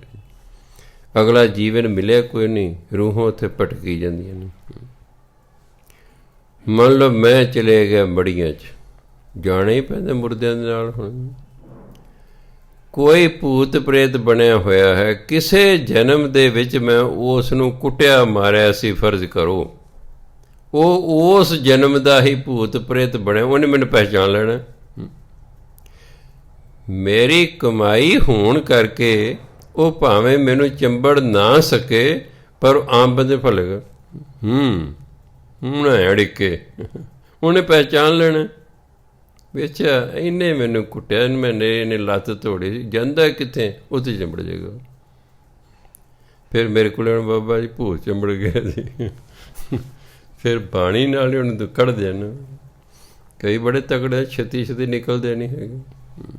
ਜਿਵੇਂ ਤੁਸੀਂ ਦੇਖੇ ਕਈ ਕਿਰਾਏਦਾਰ ਨੇ ਅੜ ਜਾਂਦੇ ਨੇ, ਮਾਲਕ ਮਕਾਨ ਕਹਿੰਦਾ ਭਾਈ ਜਾਓ, ਬਹੁਤ ਸਾਲ ਹੋ ਗਏ, ਸਾਨੂੰ ਘਰ ਦੀ ਲੋੜ ਹੈ, ਸਾਡਾ ਘਰ ਖਾਲੀ ਕਰਦੇ ਨਹੀਂ ਹੈਗੇ, ਜਾਂ ਜਿਹੜਾ ਜ਼ੋਰ ਲਾਣਾ ਲਾ ਲੈ, ਅਸੀਂ ਨਹੀਂ ਕਰਦੇ। ਸਾਡੇ ਵੀ ਇੱਕ ਕਿਰਾਏਦਾਰ ਕਹਿੰਦਾ, ਬੇਬੇ ਨੂੰ ਚੜਿਆ ਗੁੱਸਾ, ਕਹਿੰਦੀ ਮੈਂ ਤੁਹਾਨੂੰ 24 ਘੰਟੇ ਦਿੱਤੇ, ਜੇ 24 ਘੰਟਿਆਂ ਦੇ ਅੰਦਰ ਅੰਦਰ ਮੇਰਾ ਘਰ ਨਾ ਖਾਲੀ ਕੀਤਾ, ਫਿਰ ਤੁਸੀਂ ਮੈਨੂੰ ਜਾਣ ਲਿਓ, ਮੇਰਾ ਨਾਂ ਸੁਰਜੀਤ ਕੌਰ ਹੈ, ਛੱਡਣਾ ਨਹੀਂ ਤੁਹਾਨੂੰ ਮੈਂ। ਅਗਲੇ ਦਿਨ ਹੀ ਖਾਲੀ ਕਰ ਗਏ। ਕਹਿੰਦੇ ਤੁਹਾਡੇ ਤੋਂ ਨਹੀਂ ਹੋਣੇ ਖਾਲੀ, ਮੈਂ ਕਰਦੀ ਕਿਵੇਂ, ਖਾਲੀ ਕਿਵੇਂ ਨਹੀਂ ਕਰਦੇ ਇਹ। ਸੋ ਐਂ ਕਈ ਲੋਕ ਅੜ ਜਾਏ, ਜਾਂ ਜਿਹੜਾ ਜ਼ੋਰ ਲੈਣ ਲਾ ਲਓ, ਅਸੀਂ ਨਹੀਂ ਜਾਂਦੇ ਘਰ। ਫਿਰ ਉਦੋਂ ਕੋਈ ਤਗੜਾ ਹੋਊਗਾ ਤਾਂ ਹੀ ਕੱਢੇਗਾ ਨਾ, ਫਿਰ ਬਾਣੀ ਕੱਢਦੀ ਹੈ। ਸੋ ਕਬੀਰ ਸਾਹਿਬ ਕਹਿੰਦੇ ਇਹ ਮੇਰੇ ਘਰ ਕਮਾਲ ਨਾਮ ਦਾ ਪੁੱਤਰ ਪੈਦਾ ਹੋ ਗਿਆ, ਇਹਨੇ ਤਾਂ ਸਾਡਾ ਬੰਸ ਹੀ ਡੋਬ ਦਿੱਤਾ, ਸਾਡਾ ਖਾਨਦਾਨ ਹੀ ਡੋਬ ਦਿੱਤਾ ਹੈ। ਇਹ ਹਰੀ ਦਾ ਸਿਮਰਨ ਕਰਦਾ ਨਹੀਂ, ਧਨ ਦੌਲਤ ਕਮਾਉਣ 'ਤੇ ਲੱਗਿਆ ਹੈ। ਸੋ ਸਿੱਖ ਧਰਮ 'ਚ ਹੈ ਵੀ ਧਨ ਦੌਲਤ 'ਤੇ ਕਮਾਓ, ਪਰ ਨਾਮ ਨਾਲ ਜ਼ਰੂਰ ਜਪਣਾ। ਇਹ ਨਹੀਂ ਕਿ ਨਾਮ ਬਾਣੀ ਛੱਡ ਕੇ ਤੇ ਤੁਸੀਂ ਫਿਰ ਮਾਇਆ ਕਮਾਉਣ 'ਤੇ ਲੱਗੇ ਰਹੋ, ਉਹ ਸਿੱਖ ਧਰਮ 'ਚ ਪ੍ਰਵਾਨ ਨਹੀਂ। ਸਿੱਖ ਧਰਮ 'ਚ ਮਾਇਆ ਵੀ ਕਮਾਓ, ਸਿਰਫ ਇਹਨੇ 10 ਨੂੰ ਦੀ ਕਿਰਤ ਕਰਨੀ। ਹਰਾਮ ਦੀ ਮਾਇਆ ਪ੍ਰਵਾਨ ਨਹੀਂ ਸਿੱਖ ਧਰਮ 'ਚ। ਤੁਸੀਂ 1 ਲੱਖ ਰੁਪਈਆ ਰਿਸ਼ਵਤ ਦਾ ਲਿਆ, 1 ਲੱਖ ਰੁਪਇਆ ਗੁਰਦੁਆਰੇ ਕੇ ਮੱਥਾ ਟੇਕਦਾ ਹੈ, ਗੁਰੂ ਮਾਨੇ ਤੁਹਾਡੇ ਪੈਸੇ ਵੱਲ ਵੇਖਣੇ ਹੀ ਨਹੀਂ। ਉਹ ਕਹੇ ਸਾਨੂੰ ਨਹੀਂ ਤੇਰਾ ਲੱਖ ਚਾਹੀਦਾ, ਇਹ ਹਰਾਮ ਦਾ ਹੈ, ਸਾਨੂੰ ਤਾਂ ਹਰਾਮ ਦੇ ਕਹਿੰਦੇ ਇੱਕ ਨਵਾਂ ਪੈਸਾ ਮਨਜ਼ੂਰ ਨਹੀਂ, ਤੂੰ ਇੱਥੇ ਲੱਖ ਦੇਈ ਜਾਣਾ ਸਾਨੂੰ। ਹਰਾਮ ਦੀ ਕਮਾਈ ਗੁਰੂ ਘਰ 'ਚ ਪ੍ਰਵਾਨ ਨਹੀਂ ਹੁੰਦੇ। ਠੀਕ ਹੈ, ਸਾਡੇ ਵਰਗੇ ਦੇ ਪੈਸੇ ਲੈਣਗੇ, ਲੰਗਰ ਲਾ ਦੇ, ਬਿਲਡਿੰਗ ਬਣਾ ਦੇ, ਫਲਾਣਾ, ਗੁਰੂ ਮਹਾਰਾਜ ਨਹੀਂ ਪਸੰਦ ਕਰਦੇ। ਗੁਰੂ ਮਹਾਰਾਜ ਉਸੇ ਕਮਾਈ ਨੂੰ ਹੀ ਪ੍ਰਵਾਨ ਕਰਦੇ ਨੇ ਜਿਹੜੀ 10 ਨੂੰ ਦੀ ਕਿਰਤ ਹੁੰਦੀ ਹੈ। ਇੱਕ ਵਾਰ ਸੰਤ ਈਸ਼ਰ ਸਿੰਘ ਮਹਾਰਾਜ ਬੈਠੇ, ਇੱਕ ਬੰਦੇ ਨੇ 10,000 ਮੱਥਾ ਟੇਕਿਆ, ਅਮੀਰ ਸੀ। ਮਹਾਂਪੁਰਖਾਂ ਨੇ ਉਹਦੇ 10,000 ਵੇਖੇ ਹੀ ਨਹੀਂ। ਇੱਕ ਮਾਈ ਨੇ 1 ਰੁਪਈਆ ਟੇਕਿਆ, ਮਹਾਂਪੁਰਖਾਂ ਨੇ ਚੱਕਿਆ, ਹੱਥ ਕਦੇ ਸੱਜਾ ਸੀ, ਕਦੇ ਖੱਬਿਆ ਸੀ, ਕਦੇ ਵੇਖਦੇ ਨੇ ਰੁਪਈਏ ਨੂੰ। ਜੋ ਮਾਈ ਚਲੀ ਗਈ, ਉਹ ਜਿਹਨੇ 10,000 ਟੇਕਿਆ ਸੀ ਉਸ ਜ਼ਮਾਨੇ ਦੇ ਵਿੱਚ, ਉਹ ਕਹਿੰਦਾ ਜੀ ਵੀ ਮੈਂ ਤੁਹਾਨੂੰ 10,000 ਰੁਪਏ ਮੱਥਾ ਟੇਕਿਆ, ਤੁਸੀਂ ਮੇਰੇ ਪੈਸਿਆਂ ਵੱਲ ਵੇਖੇ ਨਹੀਂ, ਤੁਸੀਂ ਆ ਮਾਈ ਦੇ 1 ਰੁਪਈਏ ਨੂੰ ਕਿੰਨਾ ਪਲੋਸ ਰਹੇ ਹੋ। ਕਹਿੰਦੇ ਜਿਹੜਾ ਤੇਰਾ 10,000 ਨਾ, ਇਹਦੇ ਹਰਾਮ ਦੀ ਕਮਾਈ ਦਾ, ਅਸੀਂ ਇਹਨੂੰ ਕੀ ਕਰਨਾ। ਇਹ ਤੇਰੀ 10 ਦੀ ਕਿਰਤ ਨਹੀਂ ਹੈਗੀ, ਇਹ ਤੂੰ ਆਪਣੀ ਹਰਾਮ ਦੀ ਕਮਾਈ 'ਚੋਂ 10,000 ਹੈ ਟੇਕ ਗਿਆ ਮੱਥਾ, ਆਹ ਉਹਦੀ 10 ਦੀ ਕਿਰਤ 'ਚੋਂ ਹੈ। ਸਾਨੂੰ ਤਾਂ 1 ਰੁਪਈਆ ਪਿਆਰਾ ਤੇਰੇ 10,000 ਨਾਲੋਂ। ਇਸ ਨੂੰ ਕਹਿੰਦੇ ਘਰ 'ਚ ਧਨ ਦੌਲਤ ਦੇ ਲੈ ਆਇਆ, ਸਿਮਰਨ ਕਰਦਾ ਨਹੀਂ ਹੈ, ਕਿ ਸਾਡੇ ਦੇ ਖਾਨਦਾਨ ਹੀ ਡੁੱਬ ਗਿਆ। ਅੱਗੇ ਕਬੀਰ ਸਾਹਿਬ ਕਹਿੰਦੇ, ਕਬੀਰ ਸਾਧੂ ਕੋ ਮਿਲਣੇ ਜਾਈਏ, ਸਾਥ ਨ ਲੀਜੈ ਕੋਏ, ਪਾਛੈ ਪਉ ਨ ਦੀਜੀਏ, ਆਗੇ ਹੋਏ ਸੋ ਹੋਏ। ਕਹਿੰਦੇ ਜਦੋਂ ਤੁਸੀਂ ਸਾਧੂ ਜਾਂ ਗੁਰੂ ਨੂੰ ਮਿਲਣ ਜਾਂਦੇ, ਨਾਲ ਨਹੀਂ ਕਿਸੇ ਨੂੰ ਲੈ ਕੇ ਜਾਣਾ। ਇਹ ਨਹੀਂ ਕਿ ਤੁਸੀਂ ਇਕੱਲੇ ਹੀ ਚਲੇ ਜਾਓ। ਸੁਣ ਲਓ, ਆ ਕਾਕਾ ਬੈਠੇ ਜਿਹਨੂੰ ਅਸੀਂ ਗਾਂਧੀ ਬੜੇ ਪਿਆਰ ਨਾਲ ਕਹਿੰਦੇ, ਇਹਨਾਂ ਨੇ ਫੈਸਲਾ ਕਰ ਲਿਆ ਵੀ ਕਰਤਾਰਪੁਰ ਸਾਹਿਬ ਜਾ ਕੇ ਆਉਣੇ। ਠੀਕ ਹੈ, ਇਹ ਮੈਨੂੰ ਕਹਿੰਦੇ ਬਾਬਾ ਜੀ ਤੁਸੀਂ ਵੀ ਸਾਡੇ ਨਾਲ ਚੱਲੋ। ਮੈਂ ਚੱਲਦੇ ਹਾਂ। ਮੈਂ ਇੱਕ ਪਰਿਵਾਰ ਨੂੰ ਪੁੱਛਿਆ ਵੀ ਮੈਂ ਕਰਤਾਰਪੁਰ ਸਾਹਿਬ ਜਾ ਰਿਹਾ ਫਲਾਣੀ ਤਰੀਕ ਨੂੰ, ਵੀ ਤੁਸੀਂ ਜਾਣਾ? ਉਹ ਕਹਿੰਦੇ ਫਲਾਣੀ ਤਰੀਕ ਨੂੰ ਸਾਡੇ ਮੁੰਡੇ ਦੇ 2 ਪੇਪਰ ਨੇ, ਉਹ ਪੇਪਰ ਹੋ ਜਾਣ ਫਿਰ ਅਸੀਂ ਚੱਲਾਂਗੇ ਤੁਹਾਡੇ ਨਾਲ। ਮੈਂ ਚੱਲ ਕੋਈ ਨਹੀਂ, ਫਿਰ ਮੈਂ ਇਹਨਾਂ ਨਾਲ ਚਲੇ ਜਾਵਾਂਗਾ। ਮੈਂ ਬੱਚਿਆਂ ਨੂੰ ਕਿਹਾ ਤੁਸੀਂ ਜਾਓ। ਜਦੋਂ ਉਹਦੇ ਪੇਪਰ ਮੁੱਕਣੇ ਸਨ, ਉਹਨੇ 'ਚ ਲਾਕਡਾਊਨ ਹੋ ਗਿਆ, ਅੱਜ ਜਾਣਾ ਮੈਂ। ਸਾਥ ਲੀਜੇ ਤਾਂ ਕਹਿ, ਨਾਲ ਨਹੀਂ ਲੈਣ ਜਿਹਦੇ ਕਿਸੇ ਨੂੰ। ਕੋਈ ਰਲ ਗਿਆ ਨਹੀਂ ਤੁਰ ਜਾਓ, ਨਹੀਂ ਤਾਂ ਤੁਰ ਜਾਓ। ਅਗਰ ਇਹ ਕਹਿੰਦੇ, ਮੈਂ ਕਹਿੰਦਾ ਨਹੀਂ ਮੈਂ ਤਾਂ ਫਲਾਣੀ ਤਰੀਕ ਨੂੰ ਜਾ ਰਿਹਾ, ਤੁਸੀਂ ਜਾਣਾ? ਉਹ ਕਹਿੰਦੇ ਨਹੀਂ ਇਸ ਨਹੀਂ, ਚੰਗਾ ਤੁਸੀਂ ਰਹੋ, ਫਿਰ ਮੈਂ ਤਾਂ ਚੱਲਿਆ। ਅਤੇ ਮੈਂ ਜਾ ਆਉਣਾ ਸੀ। ਇਹ ਮੁੰਡੇ ਵੇਖ, ਮੈਂ ਵੀ ਵੇਖ ਆਉਂਦਾ। ਉਹ ਮੈਂ ਕਿਹਾ ਚਲ ਇਹਨਾਂ ਨਾਲ ਲੈ ਜਾਵਾਂਗਾ। ਕਬੀਰ ਸਾਹਿਬ ਦੀ ਗੱਲ ਮੈਨੂੰ ਭੁੱਲ ਗਈ ਨਾ, ਉਦੋਂ ਭੁੱਲ ਜਾਂਦੀ ਹੈ। ਜਦੋਂ ਬਦਕਿਸਮਤੀ ਹੋਵੇ ਨਾ, ਮੈਂ ਦੇਖਿਆ ਇਹ ਬਾਣੀ ਦੀ ਗੱਲ ਭੁੱਲ ਜਾਂਦੀ ਹੈ। ਕਬੀਰ ਸਾਹਿਬ ਬਾਣੀ ਤਾਂ ਮੈਨੂੰ ਪਤਾ ਹੀ ਸੀ, ਪਰ ਉਦੋਂ ਭੁੱਲ ਗਈ ਨਾ, ਬਦਕਿਸਮਤੀ ਸੀ। ਕਬੀਰ ਸਾਹਿਬ ਕਹਿੰਦੇ, ਕਬੀਰ ਸਾਧੂ ਕੋ ਮਿਲਣੇ ਜਾਈਏ, ਸਾਥ ਨ ਲੀਜੇ ਕੋਏ। ਕਿਸੇ ਨਾਸਤਕ ਬੰਦੇ ਨੂੰ ਨਾਲ ਨਹੀਂ ਲਿਜਾਣਾ, ਜਾਂ ਉਡੀਕ ਨਹੀਂ ਕਰਨੀ। ਉਹ ਕਹੇਗਾ 2 ਘੰਟੇ ਠਹਿਰ ਜਾ, ਮੈਂ ਤੇਰੇ ਨਾਲ ਚੱਲੂੰਗਾ। ਕੀ ਪਤਾ 2 ਘੰਟਿਆਂ ਬਾਅਦ ਉਹਦੀ ਸਲਾਹ ਹੀ ਬਦਲ ਜਾਏ ਅਤੇ ਤੁਹਾਡਾ ਵੀ ਰਹਿ ਜੇ ਵਿੱਚ। ਉਹ ਤਾਂ ਕਹਿ ਸਕਦੇ 2 ਘੰਟੇ, ਯਾਰ ਮੈਨੂੰ ਤਾਂ ਹੋਰ ਕੰਮ ਪੈ ਗਿਆ, ਮੈਂ ਨਹੀਂ ਜਾਣਾ, ਤੂੰ ਜਾ, ਤੁਹਾਡੇ ਟਾਈਮ ਲੰਘਾ ਦਿਓ। ਤੁਸੀਂ ਤਿਆਰ ਹੋ ਵੀ ਮੈਂ ਚੱਲਿਆ ਇੰਨੇ ਵਜੇ, ਜਾਣਾ ਤੇ ਆ ਜਾ, ਨਹੀਂ ਤਾਂ ਠੀਕ ਹੈ ਤੂੰ ਕਦੇ ਫਿਰ ਜਾਈ। ਆਹ ਭਾਵ ਹੈ ਕਬੀਰ ਸਾਹਿਬ ਦੇ ਕਹਿਣ ਦਾ। ਇਹ ਨਹੀਂ ਕਿ ਕਿਸੇ ਨੂੰ ਨਾਲ ਨਹੀਂ ਲਿਜਾਣਾ, ਵੀ ਇਕੱਲੇ ਹੀ ਚਲੇ ਜਾਣਾ ਹੈਗਾ, ਨਹੀਂ। ਇੱਕ ਤਾਂ ਨਾਲ ਉਸ ਨੂੰ ਲਿਜਾਣਾ ਚਾਹੀਦਾ ਜਿਹੜਾ ਧਾਰਮਿਕ ਬੰਦਾ ਹੋਵੇ। ਜਿਹੜਾ ਨਾਸਤਕ ਉਹਨੂੰ ਲਿਜਾ ਕੇ ਨਾਲ ਕੀ ਕਰੋਗੇ? ਉਹਨੂੰ ਕੀ ਕਰੋਗੇ ਨਾਲ ਲਿਜਾ ਕੇ? ਇੱਕ ਹੈ ਕਿ ਅਗਰ ਉਹ ਕਹਿੰਦਾ ਥੋੜ੍ਹੀ ਦੇਰ ਠਹਿਰ ਜਾ, ਕੱਲ੍ਹ ਨੂੰ ਚੱਲਾਂਗੇ, ਸ਼ਾਮ ਨੂੰ ਚੱਲਾਂਗੇ, 2 ਘੰਟੇ ਚੱਲਾਂਗੇ, ਫਿਰ ਨਹੀਂ, ਉਹਨੂੰ ਕਿ ਤੂੰ ਰਹਿ, ਮੈਂ ਚੱਲਿਆ। कबीर साधु को मिलने जाइए, साथ न लीजिए कोई, पाछे पाँव न दीजिए, आगे होए सो होए। कह जब एक बार फैसला कर लिया गुरु ਨੂੰ ਮਿਲਣ ਦਾ, ਸਾਧੂ ਨੂੰ ਮਿਲਣਾ, ਫਿਰ ਪਿੱਛੇ ਨਹੀਂ ਮੁੜਨਾ। ਪਾਛੇ ਪਾਉਣ न दीजिए, फिर ਪਿੱਛੇ ਨਹੀਂ ਮੁੜਨਾ। ਅੱਗੇ ਹੋਏ ਸੋ ਹੋਏ, ਫਿਰ ਜੋ ਅੱਗੇ ਹੁੰਦਾ ਹੋਣ ਦਿਓ, ਜੋ ਹੋਏਗਾ ਉਸ ਨੂੰ ਹੋਣ ਦਿਓ, ਪਿੱਛੇ ਨਹੀਂ ਮੁੜਨਾ। ਫੈਸਲਾ ਕਰ ਲਿਆ ਸਾਧੂ ਨੂੰ ਮਿਲਣ ਦਾ, ਗੁਰੂ ਨੂੰ ਮਿਲਣ ਦਾ।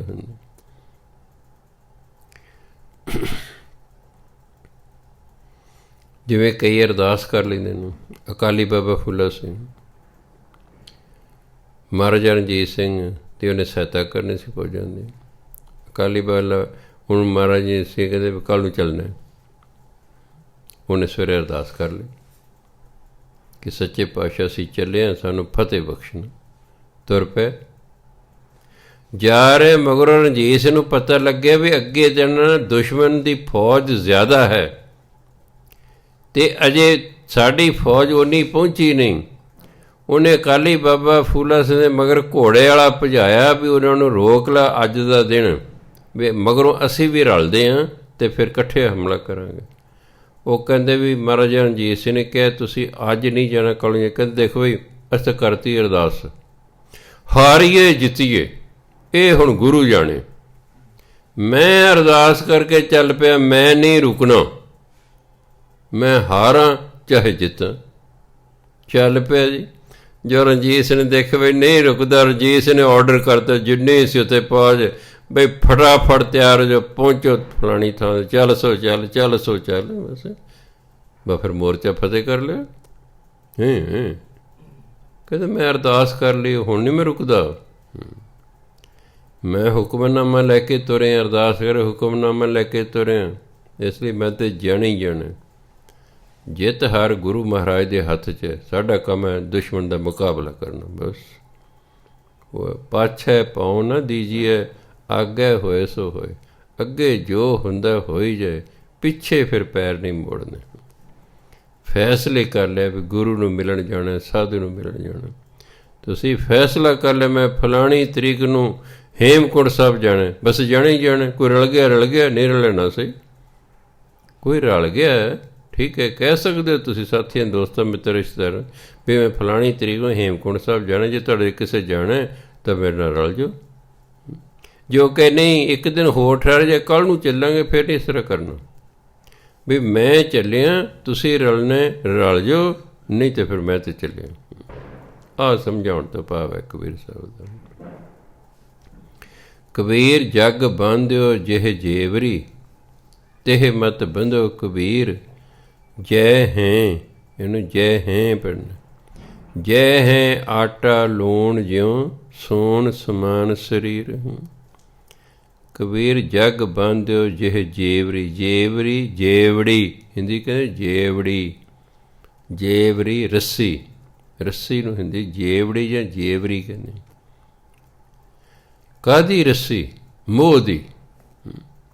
ਕਬੀਰ ਜਗ ਬੰਧਿਓ ਜਿਹ ਜੇਵਰੀ, ਜਿਸ ਮੋਹ ਦੀ ਰੱਸੀ ਨਾਲੇ ਸੰਸਾਰ ਬੱਝਿਆ ਹੋਇਆ, ਤਿਹ ਮਤ ਬੰਧੋ ਕਬੀਰ।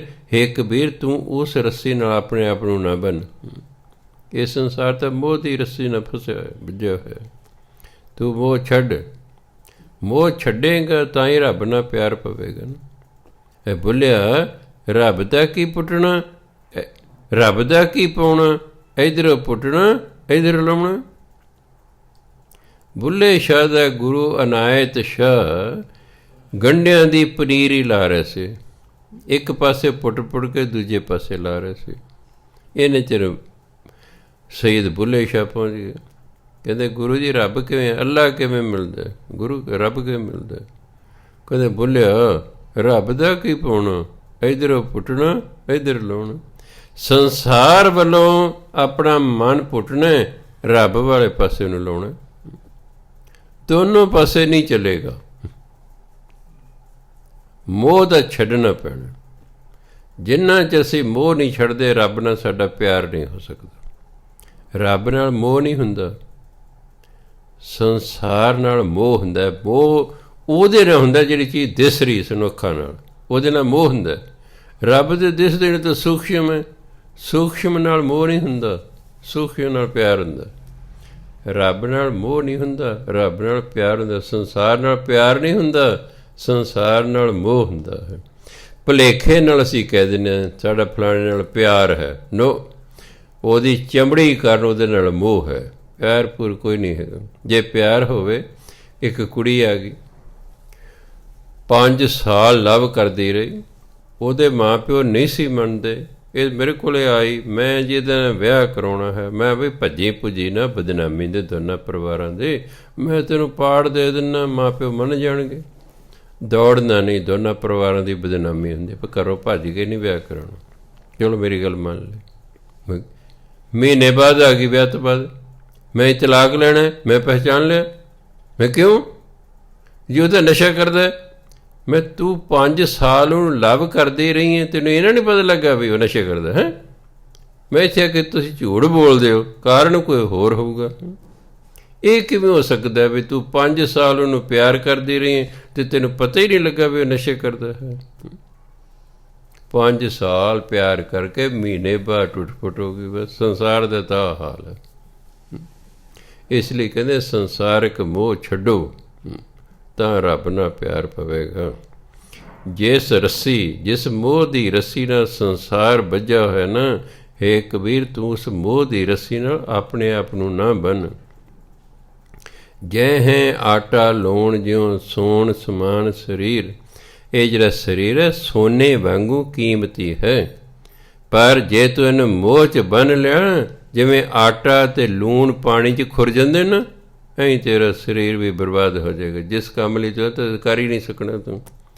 ਤੂੰ ਮੋਹ 'ਚ ਫਸ ਕੇ ਹੀ ਸਾਰਾ ਆਪਣਾ ਸਮਾਂ ਤੂੰ ਖਰਾਬ ਕਰ ਲੈਣਾ ਹੈ। ਇੰਨਾ ਕੀਮਤੀ ਮਨੁੱਖਾ ਜੀਵਨ ਮਿਲਿਆ ਹੈ, ਜੇ ਤੂੰ ਭਜਨ ਬੰਦਗੀ ਨਾ ਕੀਤੀ, ਮੋਹ ਸੰਸਾਰਿਕ ਮੋਹ 'ਚ ਫਸਿਆ ਰਿਹਾ, ਤਾਂ ਜਿਵੇਂ ਆਟੇ ਅਤੇ ਲੂਣ ਦਾ ਹਾਲ ਹੁੰਦਾ, ਕਹਿੰਦੇ ਇਸ ਤਰ੍ਹਾਂ ਤੇਰਾ ਹਾਲ ਹੋਣਾ ਹੈ। ਇਸ ਲਈ ਘਰ ਬਾਰ ਛੱਡਣ ਦੀ ਲੋੜ ਨਹੀਂ ਹੁੰਦੀ, ਧਨ ਦੌਲਤ ਛੱਡਣ ਦੀ ਲੋੜ ਨਹੀਂ। ਸਿੱਖ ਧਰਮ ਕਹਿੰਦੇ ਤੁਸੀਂ ਮੋਹ ਛੱਡੋ। ਮੋਹ ਹੀ ਅਸਲ 'ਚ ਸਾਡੇ ਤੋਂ ਗਲਤ ਕੰਮ ਕਰਾਂਦਾ। ਜਿਹੜਾ ਬੰਦਾ 10 ਨੌਂ ਦੀ ਕਿਰਤ ਕਰਕੇ ਮਾਇਆ ਕਮਾਉਂਦਾ, ਤਾਂ ਮਾਇਆ ਨਾਲ ਮੋਹ ਨਹੀਂ ਹੁੰਦਾ। ਜੇ ਮਾਇਆ ਨਾਲ ਮੋਹ ਹੋ ਜਾਏ, ਫਿਰ 10 ਨੌਂ ਦੀ ਕਿਰਤ ਦੇ ਕੋਈ ਨਹੀਂ ਰਹਿੰਦਾ। ਫਿਰ ਤਾਂ ਚੋਰੀਆਂ ਕਰ, ਡਾਕੇ ਮਾਰ, ਠੱਗੀਆਂ ਕਰ, ਮਿਲਾਵਟਾਂ ਕਰ, ਧੋਖਾ ਧੜੀ ਕਰ, ਰਿਸ਼ਵਤ ਲੈ, ਲੁੱਟਾਂ ਖੋਹਾਂ ਕਰ, ਕਪੜੇਬਾਜ਼ੀ ਕਰ, ਪਤਾ ਨਹੀਂ ਫਿਰ ਕੀ ਕੁਛ ਹੁੰਦਾ। ਉਹ ਮੋਹ ਹੈ, ਕਿਉਂਕਿ ਮਾਇਆ ਨਾਲ ਮੋਹ ਹੈ, ਇਸ ਲਈ ਗਲਤ ਤਰੀਕੇ ਵਰਤੇ ਜਾਂਦੇ ਨੇ। ਸੋ ਇਸ ਲਈ ਮੋਹ ਤੋਂ ਸਾਨੂੰ ਰੋਕਿਆ ਗਿਆ ਵੀ ਸੰਸਾਰ ਮੋਹ 'ਚ ਵੱਜਿਆ। ਹੈ ਕਬੀਰ, ਤੂੰ ਇਸ ਮੋਹ ਤੋਂ ਬਚ ਕੇ ਰਹਿਣਾ ਹੈ, ਤਾਂ ਤੂੰ ਭਜਨ ਬੰਦਗੀ ਕਰ ਸਕੇਂਗਾ। ਵਾਹਿਗੁਰੂ ਜੀ ਕਾ ਖਾਲਸਾ, ਵਾਹਿਗੁਰੂ ਜੀ ਕੀ ਫਤਿਹ।